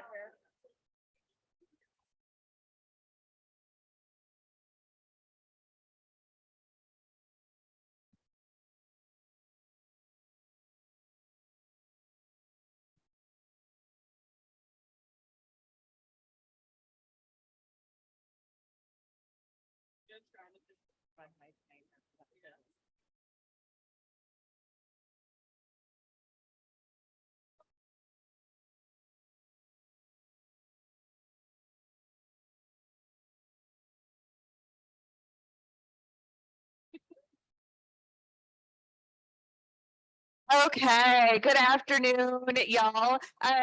Welcome to the session about living at Creighton. And so my name is Kristen Schuling. I serve as the Director of Residential Life. I've been at Creighton for 9 years now, and I get the amazing opportunity to transform our residence halls into homes for you, our students. And so part of the presentation today will be learning from me about how we do that. And then I will turn it over to my co-presenter, Bailey Benson. And I am, like Kristen said, Bailey Benson. I'm the Associate Director for Housing. So when we talk about the Living at Creighton experience, that encompasses not only the Residential Life Office, but also housing and auxiliary services. So it's all things behavioral, as well as the processes of getting your housing assignment, your meal plan, the move in, the move out, etc. So that is my purview, is the operations behind the scenes sort of thing. So my background is that I'm from a small town in North Dakota. Once I grew up there, went to college, then I moved a smattering of places throughout the United States and the world, including California, Florida, Massachusetts, Madagascar, Louisiana, and now here in Nebraska. So I've learned a lot from experience that your home is where you make it. And so that's what we're going to talk to you about today, is the 10 tips that we would highlight about what you need to know about making Creighton your home in the fall. So we will start with the basics, the essentials of every community, what it has to offer when you get here in August. Whether you're in Swanson, Degelman, or Graves, each one of those 3 halls for freshmen has the following amenities in there. Our priority here when we talk about the residence halls for you is that they have a space in the building that meets your spiritual, emotional, physical wellness needs. So that it's not just a place that you go lay your head at night, but some place where you can socialize and have all of those needs attended to throughout the day. Regardless of where they might be in the building, depending on where you're at, they might be on the ground level, they might be on each floor. Every building does have these. A few highlights here is that laundry is free across campus, so you'll have that option. And then there will either be kitchens on every floor or a kitchen on the main level. And you can rent out basic kitchen cooking supplies from the front desk of each whenever you get that urge to cook for yourself. And then the other highlight here would be mail services, is that mail room was located within Swanson Hall. So all mail that you would get, you'll just retrieve from Swanson packages and white mail as well. One additional factor of your new home that I haven't talked about are the student success hubs, which Kristen will go into more detail about. Okay, thank you, Bailey. So about 6 years ago, we began brainstorming ways to help our students be more successful at Creighton. And in partnership with Student Success and Residential Life, we created the Success Hubs in all first year buildings. And the Success Hubs are going to be extensions of the Success Center, the Student Success Center. Inside these hubs, you will find a variety of staff members. So we have our academic success coaching staff that will be officing out of Swanson and Graves Hall. We have graduate level staff as well as peer mentors who are all here to help students feel successful at Creighton. A few of the key features that they offer are academic coaching. And so ways to maybe study. So for me, I came into college not science minded.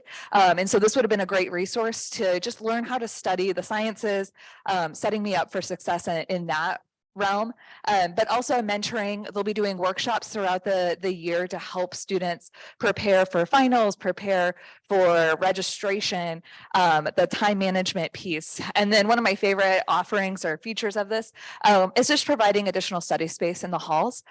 So we know that sometimes students just need a dedicated space that maybe the library doesn't feel like a good study spot for them, but their room also isn't conducive. And so having that dedicated study space in your hall where you can go get out of your room, have that space to focus in on your academics. Okay, so now we've talked about what each building will provide, and we're going to zoom in a little bit more to talk about what comes in your room. So on the screen, you'll see a picture and a list of what Creighton Housing will provide to you. So whether you are in Swanson, Degelman, or Graves, again, all of these items are provided for you. Graves is carpeted in the bedroom area. Swanson and Degelman is hard flooring. So you might want to consider that when you're thinking about bringing a rug to campus. But essentially, we're going to provide you with the essentials that you need to make this place your home. The bedding or the bed frames, the desk, the chairs, everything that to study, sleep, etc. We've got that for you. But ultimately, it will be up to you to make that place your home. Some essentials to note in here is that this picture shows the beds that are de-lofted. This is a basic room setup. However, upon move-in, the beds will already be lofted for you. So you don't need to worry about bringing any materials. We'll already have them lofted. And then should you decide that's not the height that you want them at, you can just request a staff member upon move-in and we'll go down and move them down for you. But what we've seen in the past is most people like them lofted so they can fit futons, etc., underneath them. And then it's not in this picture, but you'll see that we do provide a mini fridge and a microwave in each room as well. So save yourself that expense and don't bother purchasing that for you unless you think you're going to need more than one mini fridge to hold your snacks throughout your time here. But like I said, Creighton Housing will provide you the space, but you are establishing your place here. And so you are responsible for building the atmosphere in the room assignment that you've been given. And so this is a setup of a room where you can see the beds are lofted here at different heights, what it looks like to have a futon underneath and a TV set up on the other side. This is a standard setup we see for our students. One thing we would just recommend is maybe we just keep it to a futon, not a whole couch, so that it makes sure it fits in there. But again, this is what the room can look like once we provided you the basics and you make it the home, whatever hall that you might be in.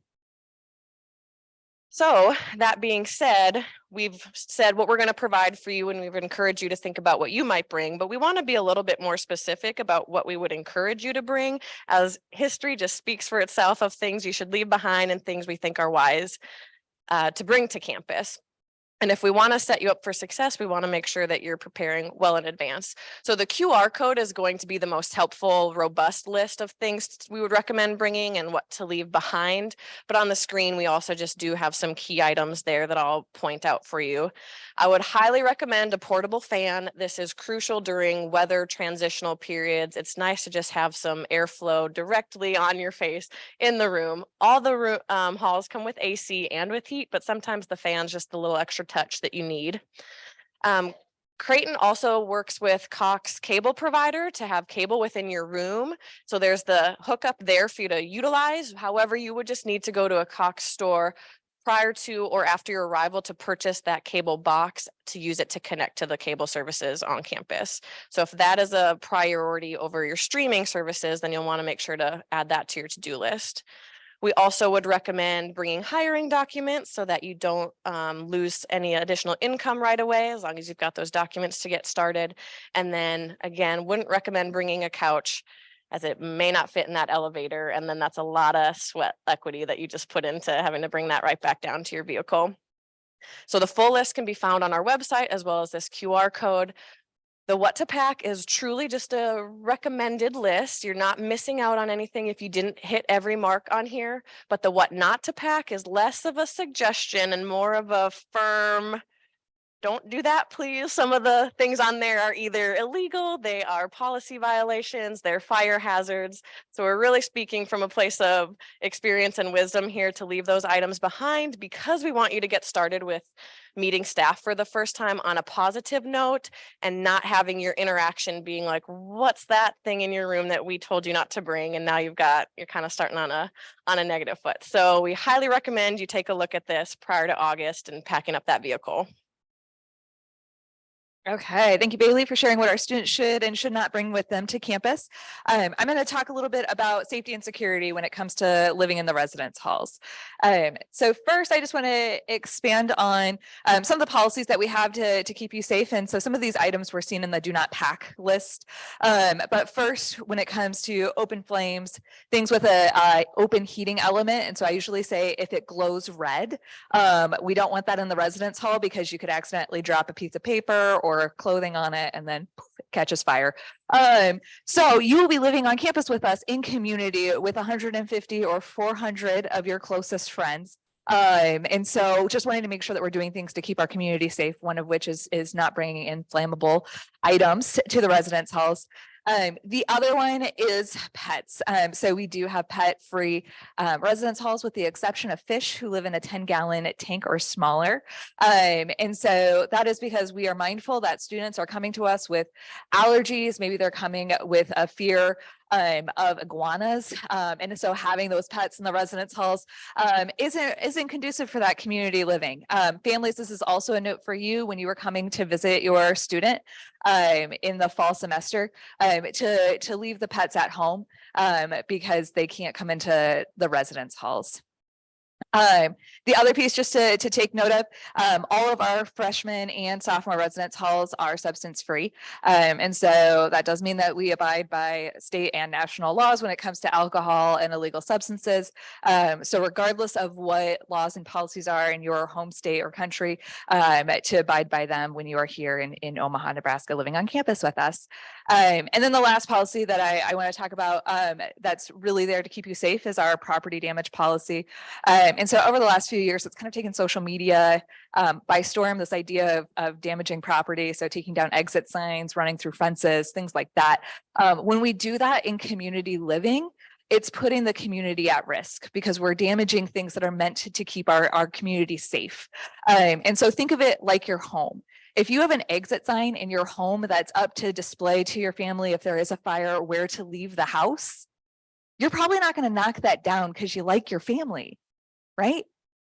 So don't do that when you come to Creighton and live in the residence halls. And if you are seeing people do property damage, please report that so that way we can hold them accountable for their actions.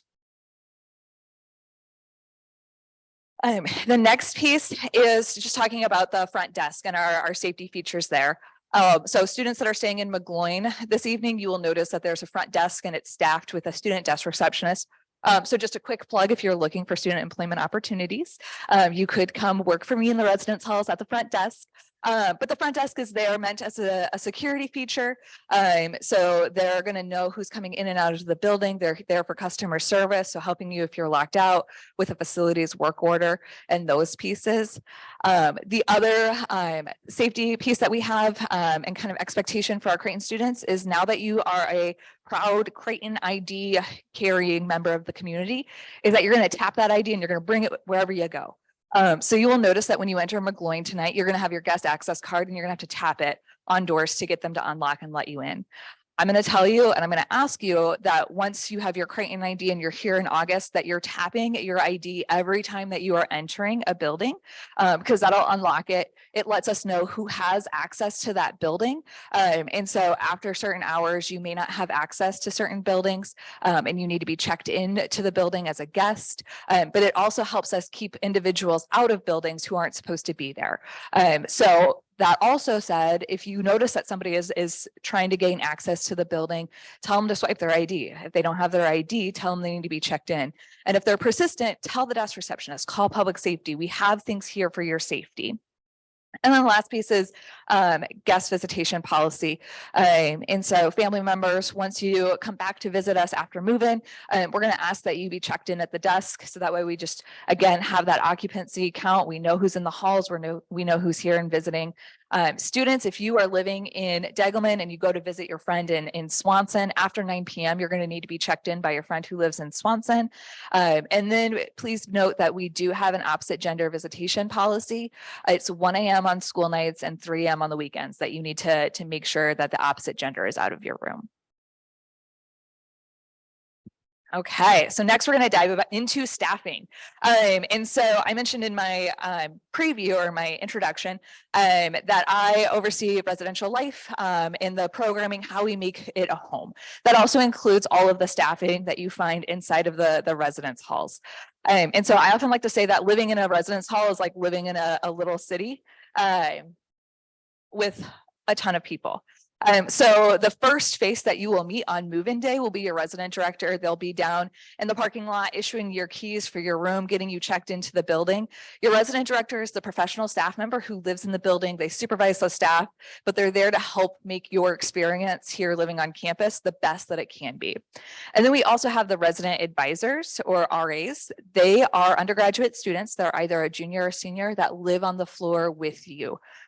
Their role is to get you out of your room, doing fun activities, helping you acclimate to college life, and then helping have those difficult conversations. So thinking about roommate mediations or how to navigate friendships, the RAs can be used as a tool for those pieces. We have our assistant resident director, who is also an undergraduate staff member. They are the supervisor to our front desk. So the desk receptionist, as well as assisting us in following up on facilities work orders. And then I already mentioned the desk receptionist. In many of our halls, we have a live-in hall chaplain. And the live-in hall chaplain is either a Jesuit, a lay individual, or somebody else who is connected to faith, a religious order. They are there to help students develop in their faith journey. Oftentimes, they just want to be there and mentor students. And so they're a great asset. If you just need somebody to talk to and get to know, utilize our hall chaplains. And then we have our campus health aid program, which I believe is a unique program to Creighton University. The campus health aid program is an after hours health service. And so those are undergraduate staff who are on call and respond to any health related issue that you're having. And so I always tell students, don't worry about packing a first aid kit, or don't feel bad if you have your first cut and you need a first aid kit, because we have a campus health aide who can be called out and help triage that. And then lastly, we have our housing staff and our facilities management staff, and those are the individuals that are behind the scenes. So the housing staff, Bailey and her team are working on your housing assignments. They're coordinating with facilities, making sure that our facilities are kept up to date. And then the facilities management staff. So everyone from custodial staff to the electrician, you'll see in the hall, doing repairs, making sure that the building is kept up to date. So that way it does truly feel like a home for you. Okay, so for this next tip or thing, I'm going to ask for some family participation. So families in the room, we're going to raise our hands. Raise your hand if you have ever lived with a roommate. Oh, excellent. Okay, keep your hand raised if you ever had a conflict with that roommate. Okay, okay. And now keep your hand raised if I saw a hand go down and I am impressed. Keep your hand raised if you had a conflict with your roommate, but you're still on cordial terms and or they're like not like the enemy of the world for you. Okay, students, look around real quick at the hands. This is like a good number of hands that are still up. Okay, families, you can put your hands down. So the reason why I do this activity is to show that roommate conflict can happen and we can live through it and we can be cordial with the individuals that we lived with. And so talking through, there we go. Just some of my tips when it comes to roommate conflict. So my first tip is getting to know your roommate. And so once you get your housing assignment and your roommate assignment, reaching out to them, getting to know them. My recommendation is always to try and do a phone call, FaceTime, Zoom, text, talking to them versus finding them on Instagram, finding their Snapchat, their TikTok, and then just making an assumption of who they are based on that. Because we all know that sometimes on social media, you have a different reality or different perception of that person. And so actually getting to talk to them as a human, figuring out what their values are, figuring out what they want from their Creighton experience, figuring out who's bringing the futon on moving, all important things to have before you show up to campus. The next tip is the roommate agreement. And so within your first week living on campus, your RA will sit you and your roommate down and talk about the roommate agreement. The roommate agreement is our document that we use to help roommates have a conversation about their expectations for the room and their expectations for one another. And so we'll go over things like cleanliness, cleaning schedules, study habits, when maybe the room needs to be quiet for sleeping or studying, what your expectation is for guests coming over. Do you need to give your roommate a heads up before you have guests come over and hang out in the room? Are you going to share that Ben and Jerry's pint of ice cream that's in the freezer? All of those things will go over in the roommate agreement. All right, my next tip is always to remind students that life is not a sitcom. So oftentimes we might have our favorite show that we like to watch, and then it's a 25-minute, 45-minute show, and it has the conflict arc. It starts a conflict, ends a conflict, all nice and cute within the show. I wish life was like that, but it's not. Sometimes when we have conflict, it takes some time to work through it. We need to have conversations. We need to try new things to resolve that conflict, to change patterns and behaviors. So I'm going to ask students that you just keep that in mind, that it will take time to work on things to resolve the conflict. The next tip is communication and mediation. And so this one, the communication piece is face-to-face communication. I can't stress this enough of how important it is for face-to-face communication. Students and families, you may all have experienced receiving a text message from somebody. I know I have, and I get the text message and I'm like, whew, they're mad at me.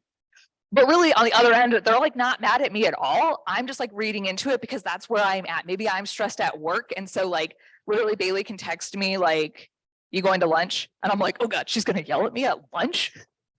And no, she just like wants to make sure that I'm eating because she's a nice human.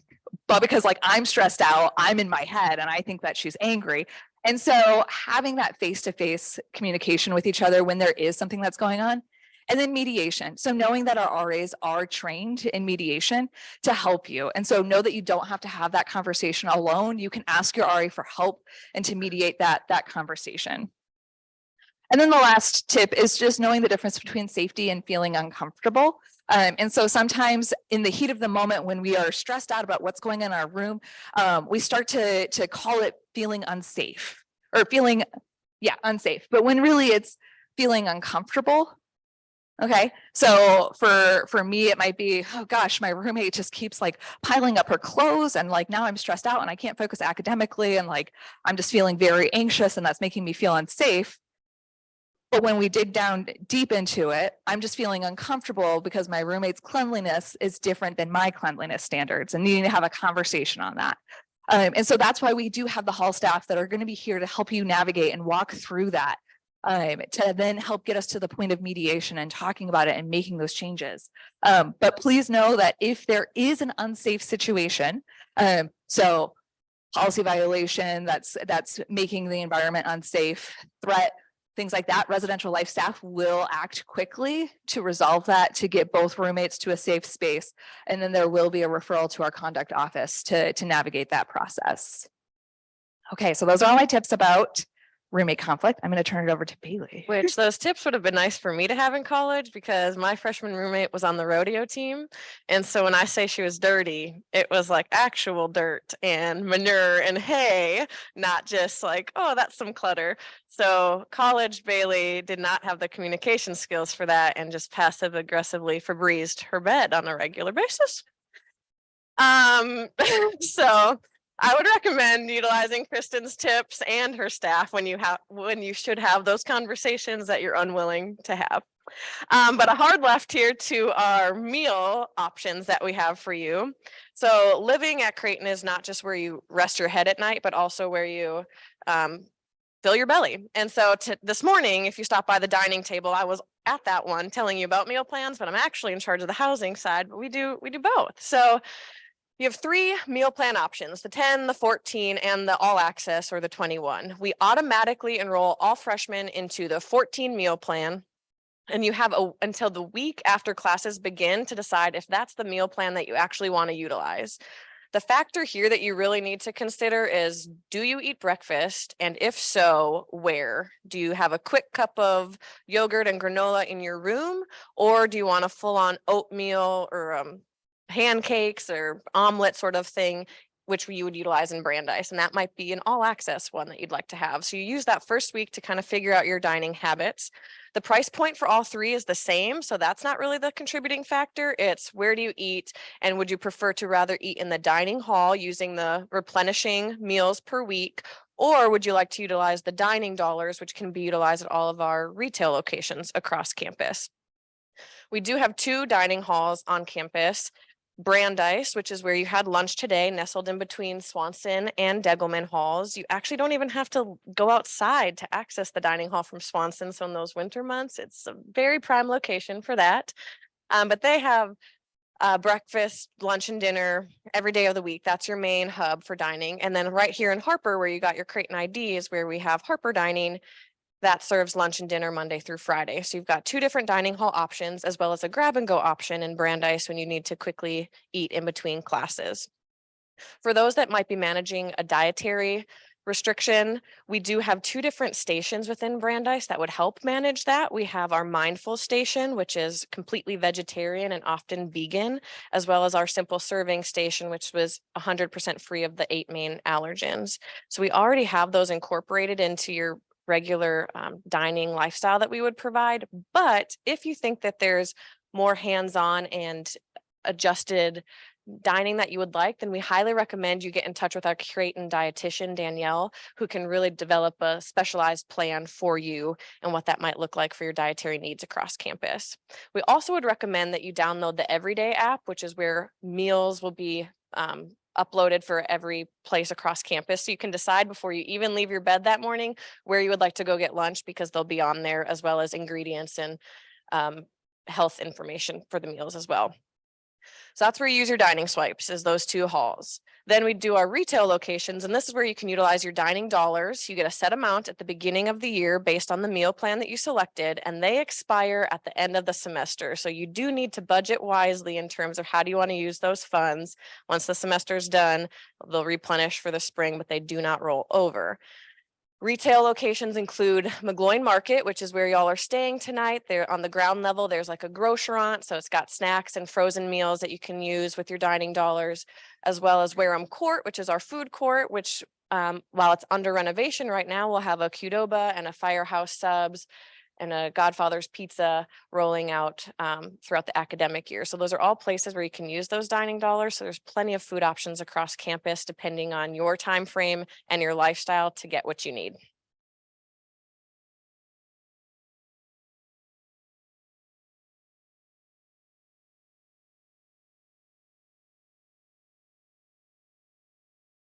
Okay, so now I'm going to talk to y'all about getting involved.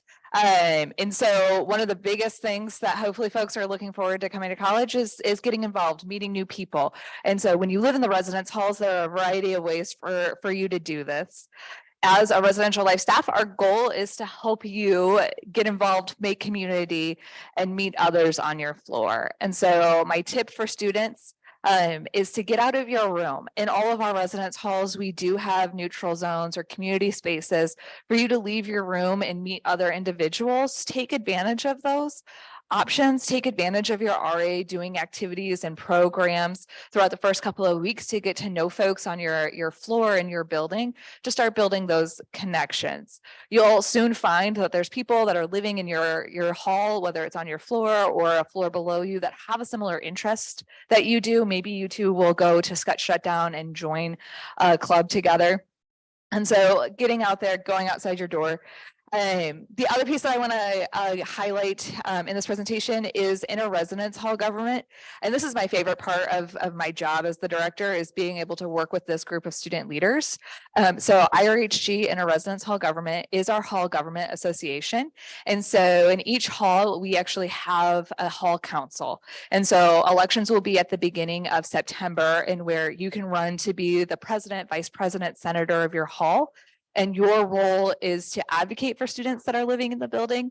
And so letting me know what students are wanting from the residential experience, helping us change or write policy for the residence halls, but then putting on fun activities, fun events for your community in the hall. And so if this is something that you are interested in being a part of, tomorrow afternoon at the information fair, IRHG will have a table. You can stop by and talk with our president for the upcoming year, Alina Punjwani, about the opportunity to get involved with our group. Okay, so that brings us to our 10th and final slide, which happens to be my favorite, but this is the timeline and what are your next steps? So we've already talked about your room essentials, your community essentials, what to know about staff in your hall, the resources you can receive, and the ways that you can truly make Creighton your home by getting involved. But now we reach the practical steps. So your experience at Creighton starts right now. And if we're trying to serve you in the best way possible, that means we are preparing you for 2 months in advance. What do you need to know? I'm a planner, so this is exciting for me. But what do you need to know is after the 4th of July holidays, when you will receive your email to your Creighton email account that tells you what your fall housing assignment is. Housing assignments are randomly generated based on your roommate preference and your housing preference and your roommate's housing preference. So it's a completely randomized lottery, but know that if you and your roommate have different preferences, that may impact that one of you is not going to get your first choice because you differ there. You, in that same email, you'll get your roommate information and you will get move-in information. So this email is got all of the stuff that you will need to prepare for moving into August. Then we'll send you reminder emails. So just in case you're not opening it first thing after the holiday, that's okay. There'll be reminders. You'll be able to sign up for a move-in time slot once you get that email. But in case you don't sign up right away, that's okay. You could do so in August. There will still be availability for you to pick that move-in time slot. Afterwards, starting July 24th is when you can start shipping your large items to campus. This is not a means to not pack the vehicle and just ship everything, but more so if you want to order something online and just have it shipped directly to campus, then you can save yourself some space in there. But please do not send anything prior, as there's just not a ton of room on campus with summer camps and conferences going on. After that, then we get to the much awaited move-in weekend. Again, you'll be able to sign up for that time slot Friday and then Saturday morning. We'll have helping crews to get you moved in a quick fashion so that you can move on with the rest of their welcome week activities. First day of classes are Tuesday, and then you have a week after to determine what's the meal plan selection that you would like from there. So as with all of our important dates, we do have them posted on our website, and we do regularly email you with those important information. So we would highly recommend that you bookmark your Creighton email, you bookmark the housing portal. That's where you're searching for roommates right now. That's where you did your housing application, and that you would bookmark the housing webpage, as it's got those key dates that you could already plan for when move out is in May, because we have that posted for you. And they're both used regularly. So with that, that wraps up our time with you. We are very excited for you to join us in the fall and have you establish your place here. And I think we actually might have time for questions. Monday, we did not. So this is a success for us. So let us, and if you don't have questions, we'll, like Kristen said, we'll be at the information fair again tomorrow morning if you think of something overnight. Okay, yes, I see a hand.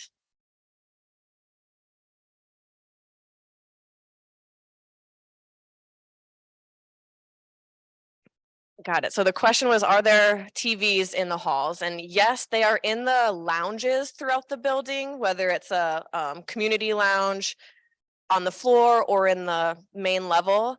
Those are definitely provided where they could gather together, not TVs individually in the rooms, but in the lounges for sure. Yeah.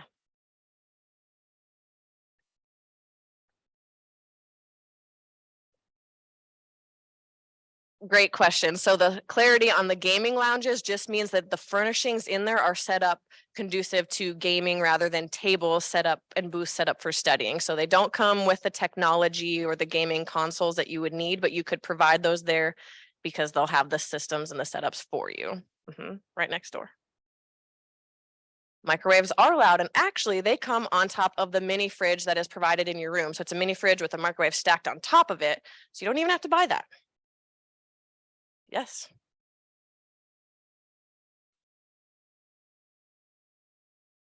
Dining dollars do not roll over, so you need to budget accordingly, but they will, a new set of dining dollars will start for the spring semester. Yeah. You can use Starbucks for dining dollars. All of our retail locations. Oh, that got, yeah. And there's 2 Starbucks locations on campus, so it's great for that. Right above? I definitely did not hear that. Can you bring your own desk? Is that the question? In theory, yes, but the furniture that Creighton provides in the room does not leave the room. So you would just have to be creative in how you configure that space to have our furniture plus your furniture. Yeah, down here. Yep. So if you want to change your meal plan, we will send you an email around the time that classes begin with a link to the Nest, and you just go in there and select what you want your updated meal plan to be. Yes, we'll email you with what you need to do if you want to change it. You have that 1 week to change it, and then you can change it again in between semesters if you decide you want something completely different for the spring. Yes. Say that again, something about shipping. Yes, mail services will send out an email in July with instructions on how you ship things here and what's the actual address you'll want to use based on your hall assignment.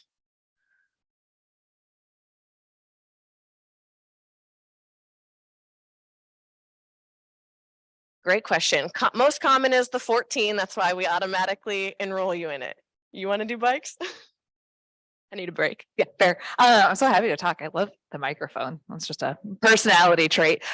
Bike storage. So in proximity to all of our residence halls, we do have outdoor bike racks for you to lock and store. I would recommend purchasing a U-lock to secure your bike. Over the winter months, we do not have indoor storage.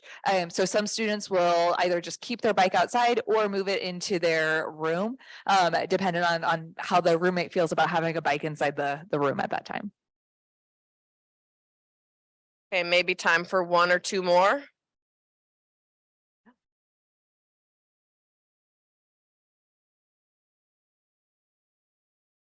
You cannot add more dining dollars once you've utilized them for this semester, but you can add J-Bucks to your Creighton ID, and J-Bucks are just simply funds from your own personal credit or savings account that you're just now transferring onto that card, and it'll act like a debit card, just like the dining dollars would when you're purchasing something. Okay, I'll do yellow. I don't know if you've asked a question yet. No, because the J-Bucks is your money, so we will not put a cap on when you can spend that or not. You just, yep, that stays on the card. Expires graduation time, basically. Okay, one last one.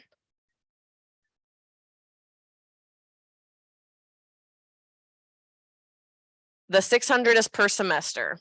So just like your 14 meals is per week for that semester, 600 covers the semester, and it'll replenish the next one. Okay, we will be at an information fair again tomorrow over the lunch hour. So if you have more questions marinating, we will talk to you then. Thank you all so much.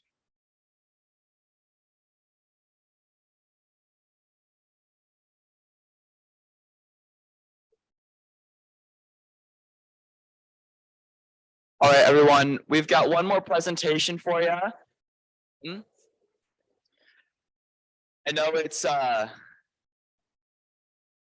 I know kind of getting to the last presentation can be a little bit squirmy in your chairs, but we have one more. It's really good. The wonderful one and only Robbie Francis from Campus Ministry. He's going to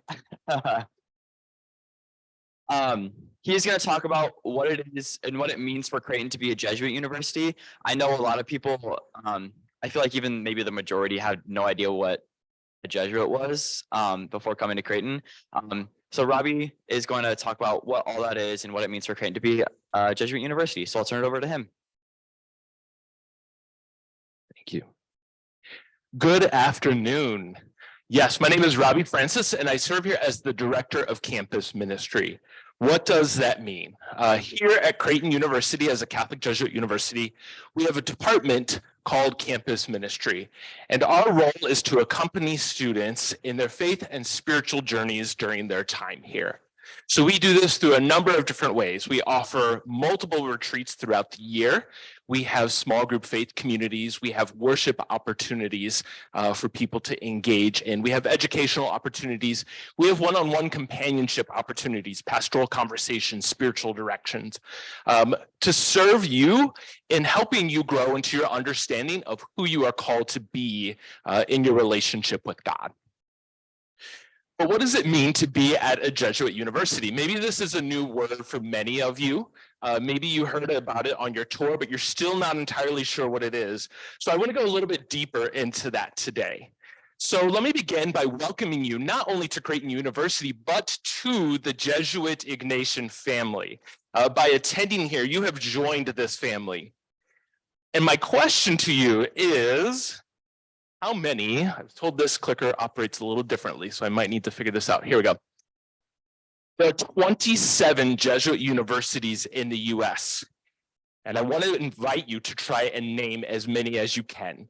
So I'm going to give you a minute to talk with the people around you to brainstorm which universities you have heard of, you believe are Jesuit, and then I will ask you to shout them out to me.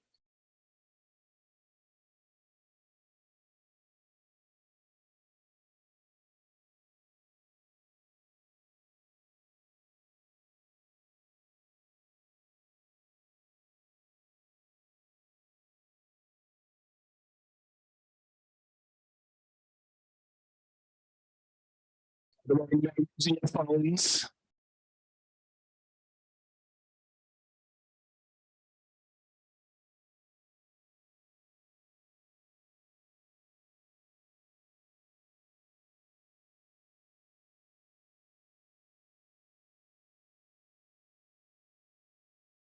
I'm going to give you another 30 seconds.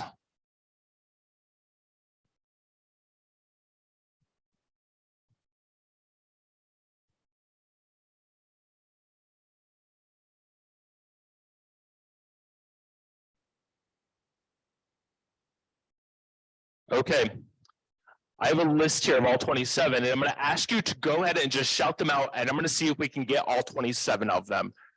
Go. I heard Rockhurst, I heard University of San Francisco.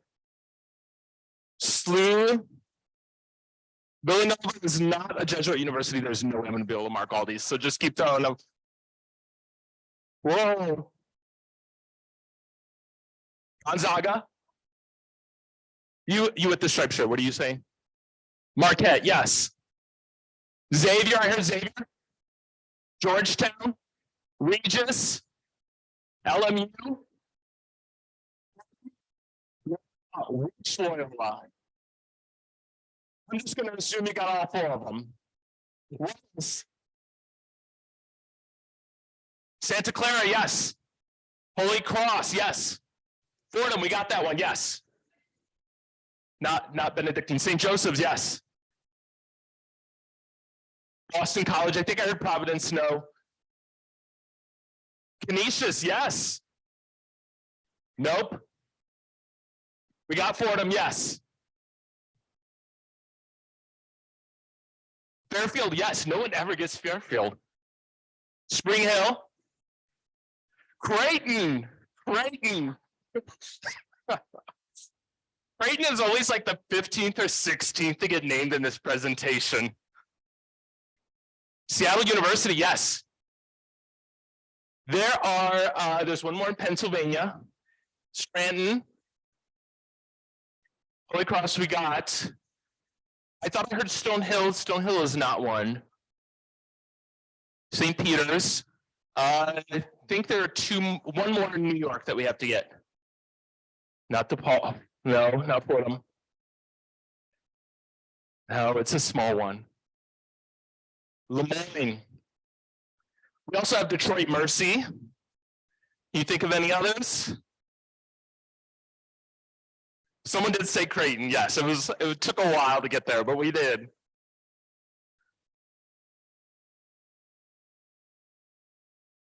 I don't know which button I have to hit to advance here. We're going to use the computer here. I'm going to show you a map that has all of them. I'm going to try to. These are all of our Jesuit universities. I think we got all of these. I feel good about it. John Carroll, we did not get John Carroll, or I didn't hear someone if they named that. So these are our 27 Jesuit universities. This is the family that you have entered into. But what does this mean? It all starts with an individual, and that individual's name is St. Ignatius of Loyola. Sorry, I don't know what's going on here. What keys I need? Here he is. St. Ignatius of Loyola was born in 1491 into a really wealthy family, somewhere in the area of Spain. And throughout his childhood, throughout his young adult years, he desired really to just continue to grow in wealth and to really associate himself with people who were extremely influential. He was known to have a really attractive personality, which I never feel like you can tell by the images because he just looks really miserable in most of the images I see. But he had a really attractive, entertaining personality. He was often known to be a real hothead too, like would start brawls out in the streets. And he desired to be a soldier, not out of patriotism, not because he wanted to protect his country, but because there was a status connected with it. He lived really for himself and moving up in the world. But around 1523, close to the age of 30, he found himself on the front lines in a war where he was hit by a cannonball and one of his knees was completely shattered. And so he was forced to be in bed for a number of months. In fact, after he healed, the bone could be seen protruding from his leg. He decided to have another surgery just to try and cover that up because he didn't want this to be something, this disfigurement in his opinion, to keep him from moving up in his status. So he's laying in bed, and this is of course before the days of Netflix and live streaming things. So what he wants to do is be able to read to pass the boredom. So he's staying with his sister-in-law and brother, and he turns to them and says, "Can you give me some books?" And his sister-in-law comes with 2 books. They claimed there were only 2 books in this place, but they were people of wealth, so we knew there had to be more. But the 2 books were The Lives of the Saints and The Life of Christ. So clearly his sister-in-law wanted him to get his life together, only giving him those 2 books. And so as he read these 2 books, he found himself entering in his imagination into the lives of these people. He would still find himself imagining the life of becoming a soldier, of living this great life of nobility and wealth and popularity. But what he noticed in this time of imagining, there were 2 different movements taking place in him.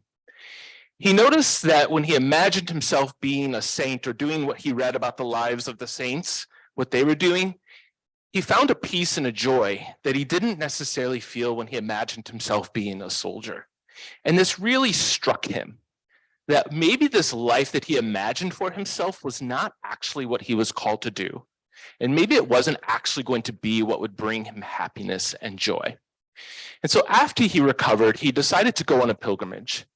He spent several months in a cave going deeper into this reflection, really trying to listen to God and what God was saying in him. And he really became this master of paying attention to the movements within us. And through that, mastering the art of discernment, of understanding where God was tugging us versus where maybe the false spirits of the world were pulling him. And so he would go on to continue his education, would move to Paris, where he would meet some other men and teach them about what he had learned. And through that, started the Society of Jesus, or what we today call the Jesuits. This is how his journey began. This is where he came to. This is how we have gotten to this place of having 27 Jesuit universities and so many other schools, parishes, and ministries in the Jesuit world. His original vision did not include education. He saw the early Jesuits going out and teaching what he had developed, what he called the spiritual exercises, which was this movement, this time of being able to listen to what God was doing in you and how you were called to live and be in the world.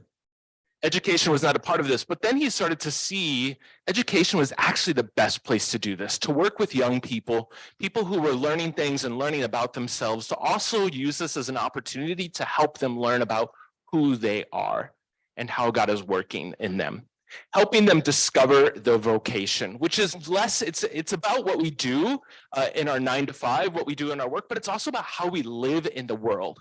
One of my favorite definitions is it's where our greatest passions meet the world's greatest need is our vocation. And that looks different for every person. This image that's up here on the left is what's known as the Ignatian pedagogy. If you never hear those two words together during your time here, know that this is what this university is about how we intend to inform you. In your classroom, on retreats, on service events, the Ignatian pedagogy is at work here. And it starts with context, with who you are.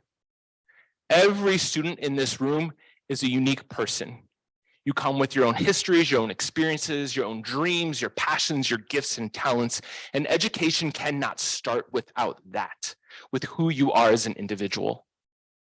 But then it moves to your experiences. What are you learning in the classroom? What are you experiencing in service or on immersion trips or on retreats or in activities and clubs? What are you learning from that? What are you learning that you didn't know before? And then you reflect on it. What does this tell me about who I am?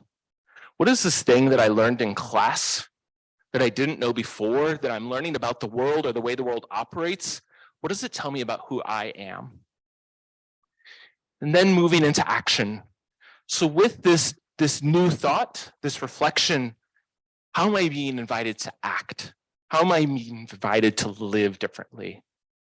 And then to evaluate, how am I different from this, from what I've learned, from how I've acted? And it's a cycle. So we continue to move through this because we are constantly growing. We are constantly learning how to move into being our most authentic selves. And that's what the Ignatian pedagogy is about. And the whole point of a Jesuit education is that you realize your learning doesn't stop once you get your degree, but you continue to learn beyond this place.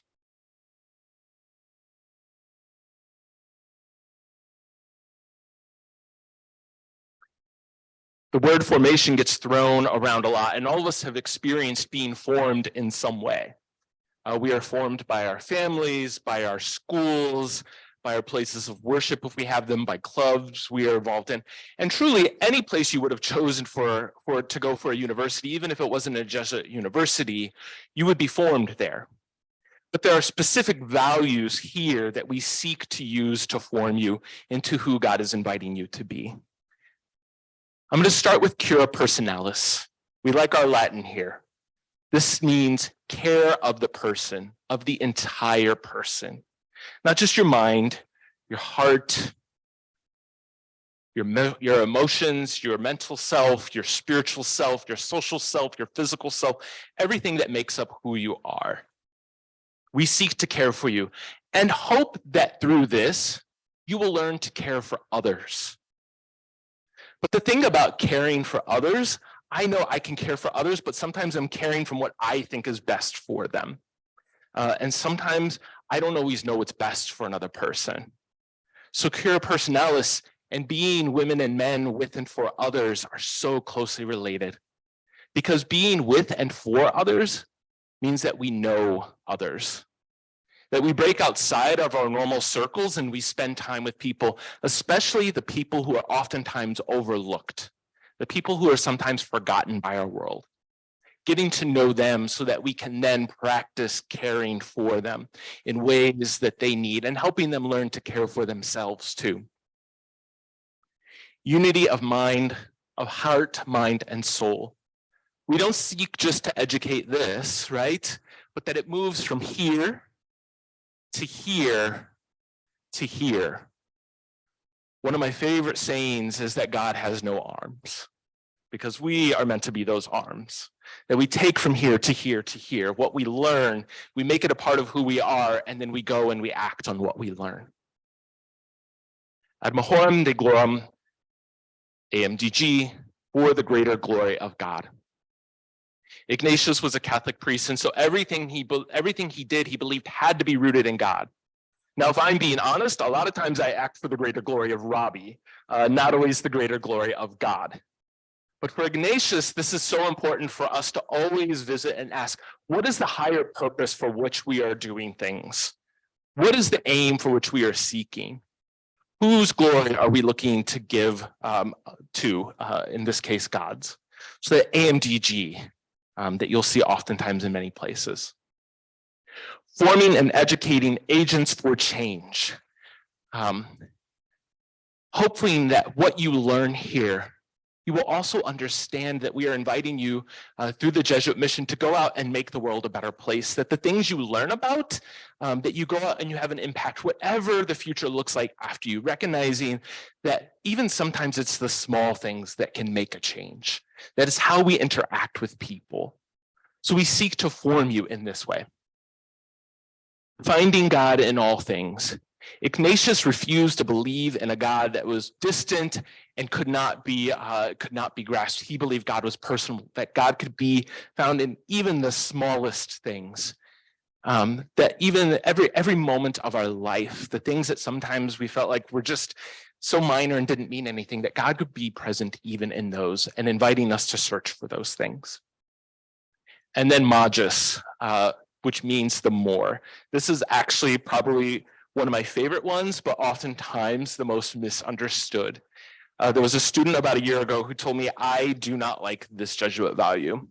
And I asked her why, and she said, because my calendar is so full, there's no possible way I can do any more. And I looked at her and I said, oh, we did wrong here. This is not about doing more, filling up all the white space on your calendar so that you're exhausted. It's about doing more of what makes you you. That during your time here, you learn about what you are passionate about and you do more of that, that you're constantly challenging yourself to be that more, to be more of who you are through the things that you learn about yourself here. Another value that oftentimes is not up here but used in other Jesuit places is reflection. Ignatius was very, very big on reflection. As his time laying in bed and his time in the cave, he grew in reflection. And one of the tools he created, because he believed that time of setting aside time to reflect was so important, is something called the examen. This is a tool he invites all the Jesuits to do every evening as a way for them to look at their day and to see what was moving in them. You all have had a very long day. You've traveled, maybe you just got in this morning, and you have a long night too. And maybe you feel like you've been going and you haven't gotten the opportunity to pause and reflect. So what I want to invite you to do is we're going to just take a few moments to do an examen, just to reflect on this day. So I'm going to invite you to settle into your seats in a way that feels comfortable, but not so comfortable that you might doze off. And to just take a few deep breaths.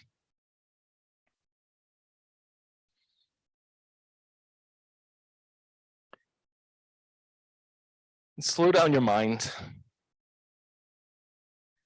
And allow yourself to be here in this space.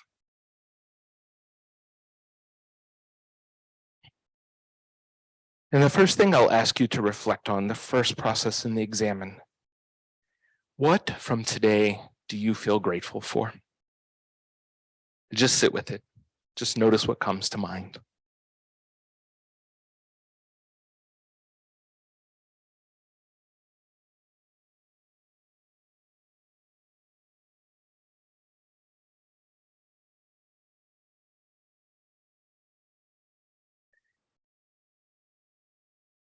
Now I'm going to invite you, what from today brought you joy?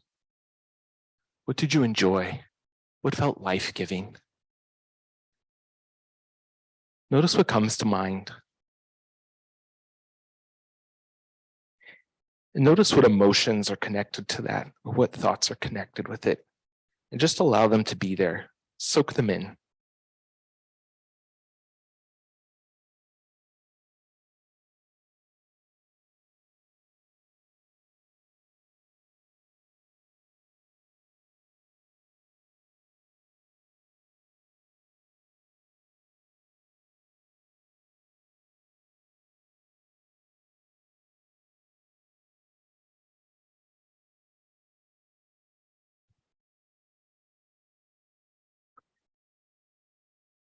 Now, what from today felt difficult? What felt hard? Was there something that you didn't really enjoy, or maybe it just felt a little uncomfortable? What are the emotions or thoughts that sit with you as you recall that moment?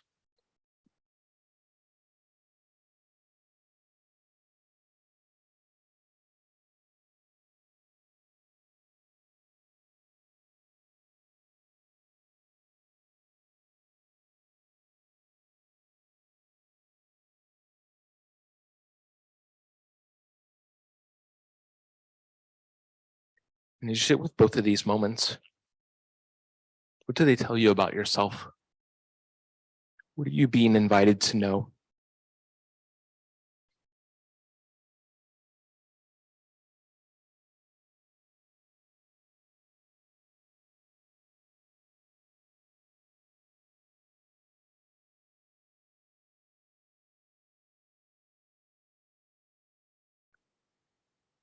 And in the final step of the examine, we look towards the future. What do you need for the rest of the day or for the rest of your time here? Or even as you move into the remaining months before you come to Creighton?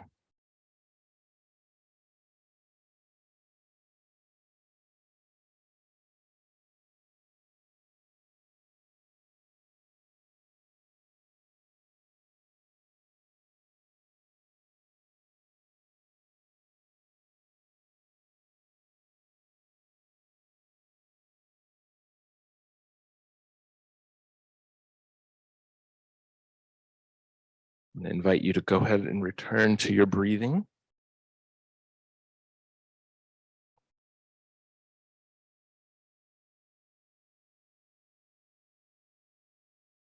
One more slide. There we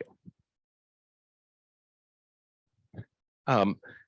Thank you all for participating in that. Just some things I want to put on your radar. As you think about our Jesuit mission and what that means, and maybe if you want to go deeper into that, two different opportunities. First, campus ministry has a freshman retreat that takes place. It's actually September 8th through the 10th, not the 9th, out at our retreat center. And this is an opportunity to take a break from the last few weeks of your time of arriving here, being with others, and also just going deeper into our Jesuit traditions. And then our sister office, the SCSJ, also offers opportunities to engage in the community. So both sides of our Ignatian formation, contemplatives in action, that time to contemplate and that time to act. So if you want to learn more about these, please stop by one of our tables tomorrow and we can tell you more. You all, thank you so much. Welcome to Creighton. Welcome to the Jesuit family. Please know how excited we are to see you here in the fall whenever you move in. And if there's anything that I or anyone in campus ministry can ever do to help you, never hesitate to ask. Take care, y'all.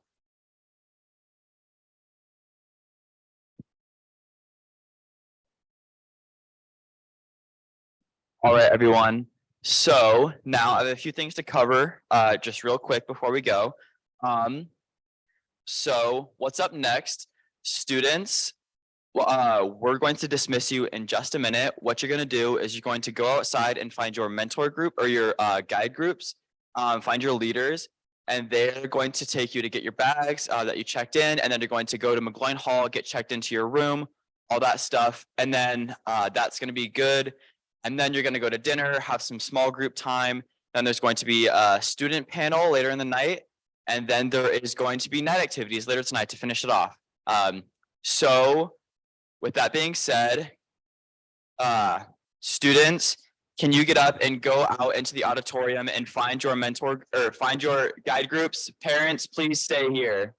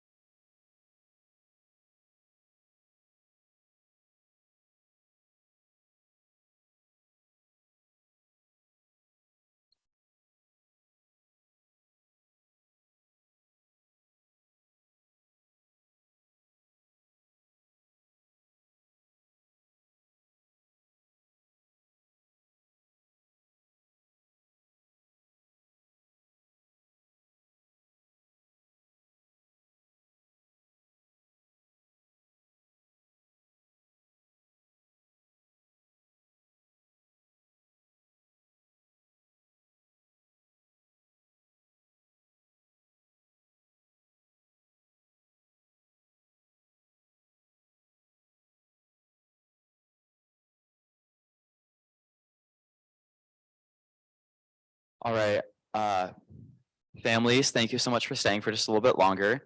I'm going to turn it over now to Judy Pritza, and she's going to talk to you guys about just a few different things.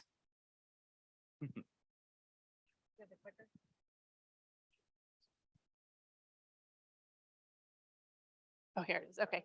Thanks, everybody, for staying. Just a few more minutes. I just wanted to share with you. My name's Judy Pritza. I run the Parent and Family Program. I've tried to visit with a lot of you through the day. Kind of hard to miss in the blue and white and greens or blue, white and black striped dress. But thank you for bringing your students to Creighton. Thank you for choosing Creighton University. We are very excited to have you part of our Jesuit Creighton family, just like everybody probably has already said today. So the parent program is for you. It's for parents, and I'm incredibly privileged to be a part of this. I am a Creighton parent myself. I'm a Creighton graduate. I have 2 students at Creighton. Well, actually now I have one just graduated. Another one will graduate in August. And then I have another student in college down in another university in Nebraska, kind of down the way, but kind of blew through to Creighton. I work with parents who have current students, trying to get you guys involved and you guys engaged in the university at a level that works best for you guys. So, this is not working. How do parents connect with Creighton? Right now, you're at the very, very beginning, and you've got 4 incredible years in front of you. Many times we have families who are like, yeah, I'm kind of off. I let my kid make the decisions. That's great. That works fine. And if you want to be more engaged with the university, then we have ways for that to happen. Being a goodwill ambassador and just talking about Creighton is one of the best things that we hope all of you do. We hope you have a great experience here. If you don't, please talk to us. We are happy to make things, have conversations about those, that what can we do to improve. But being a goodwill ambassador, telling other kids that and other parents who have maybe college age potential kids that Creighton's an amazing place, and sharing your experience is a grassroots effort that helps Creighton indefinitely. And the more students we can get here, and good quality students like all of your students, would be fantastic for us. Being a well-informed parent, just knowing what's going on, and just being reading emails, making sure you're getting our emails. If you're not getting emails, or you're getting them to an address that you don't want and you need to change it, or if your spouse or your significant other is getting them and you're not, let us know. We'll make sure we update that, because you can't know what's going on if you're not getting the information. Okay. We have internship and career center opportunities for all of our students starting their summer of their freshman year, between their freshman and sophomore year.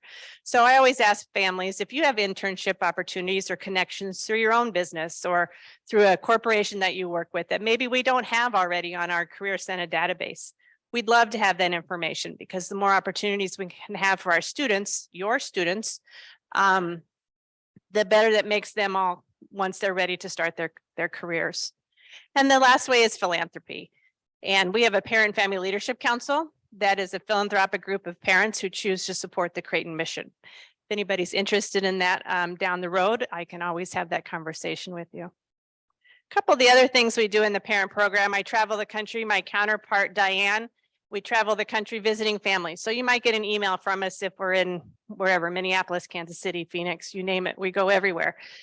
Saying we're here to visit with families. We want to know how things are going. What is it that we can talk about to get you guys involved if that's something that you might be interested in? The other fun thing we do are send off events every late July and early August. We do these in all the cities that are listed, working still on trying to find a location and a family in Phoenix. These are always hosted by parents who are part of our Parent Family Leadership Council or our alumni from Creighton or our good partners with Creighton. They're usually hosted at a family's house. We invite current, the new freshmen and their parents. So all of you guys will get invitations in your mail and your students' Creighton email. And they're an hour-and-a-half event, and it's really a social time for you to be able to come together within your community and meet other families going to Creighton, whether you may not know them or maybe you do. But we do them late in the season, so they're kind of now settling down into, oh my gosh, I'm leaving for Creighton in a week and a half.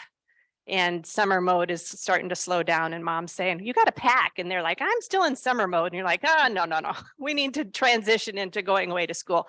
So this is kind of a great way to kick off that time frame. So that's really all I have to say. Thank you guys for staying. Welcome to the Creighton family. Always happy to visit with you about anything from a parent perspective. If you have anything to share, your talents, your treasures, your connections, make Creighton a better place, and you're a part of our family. So we look forward to visiting with you.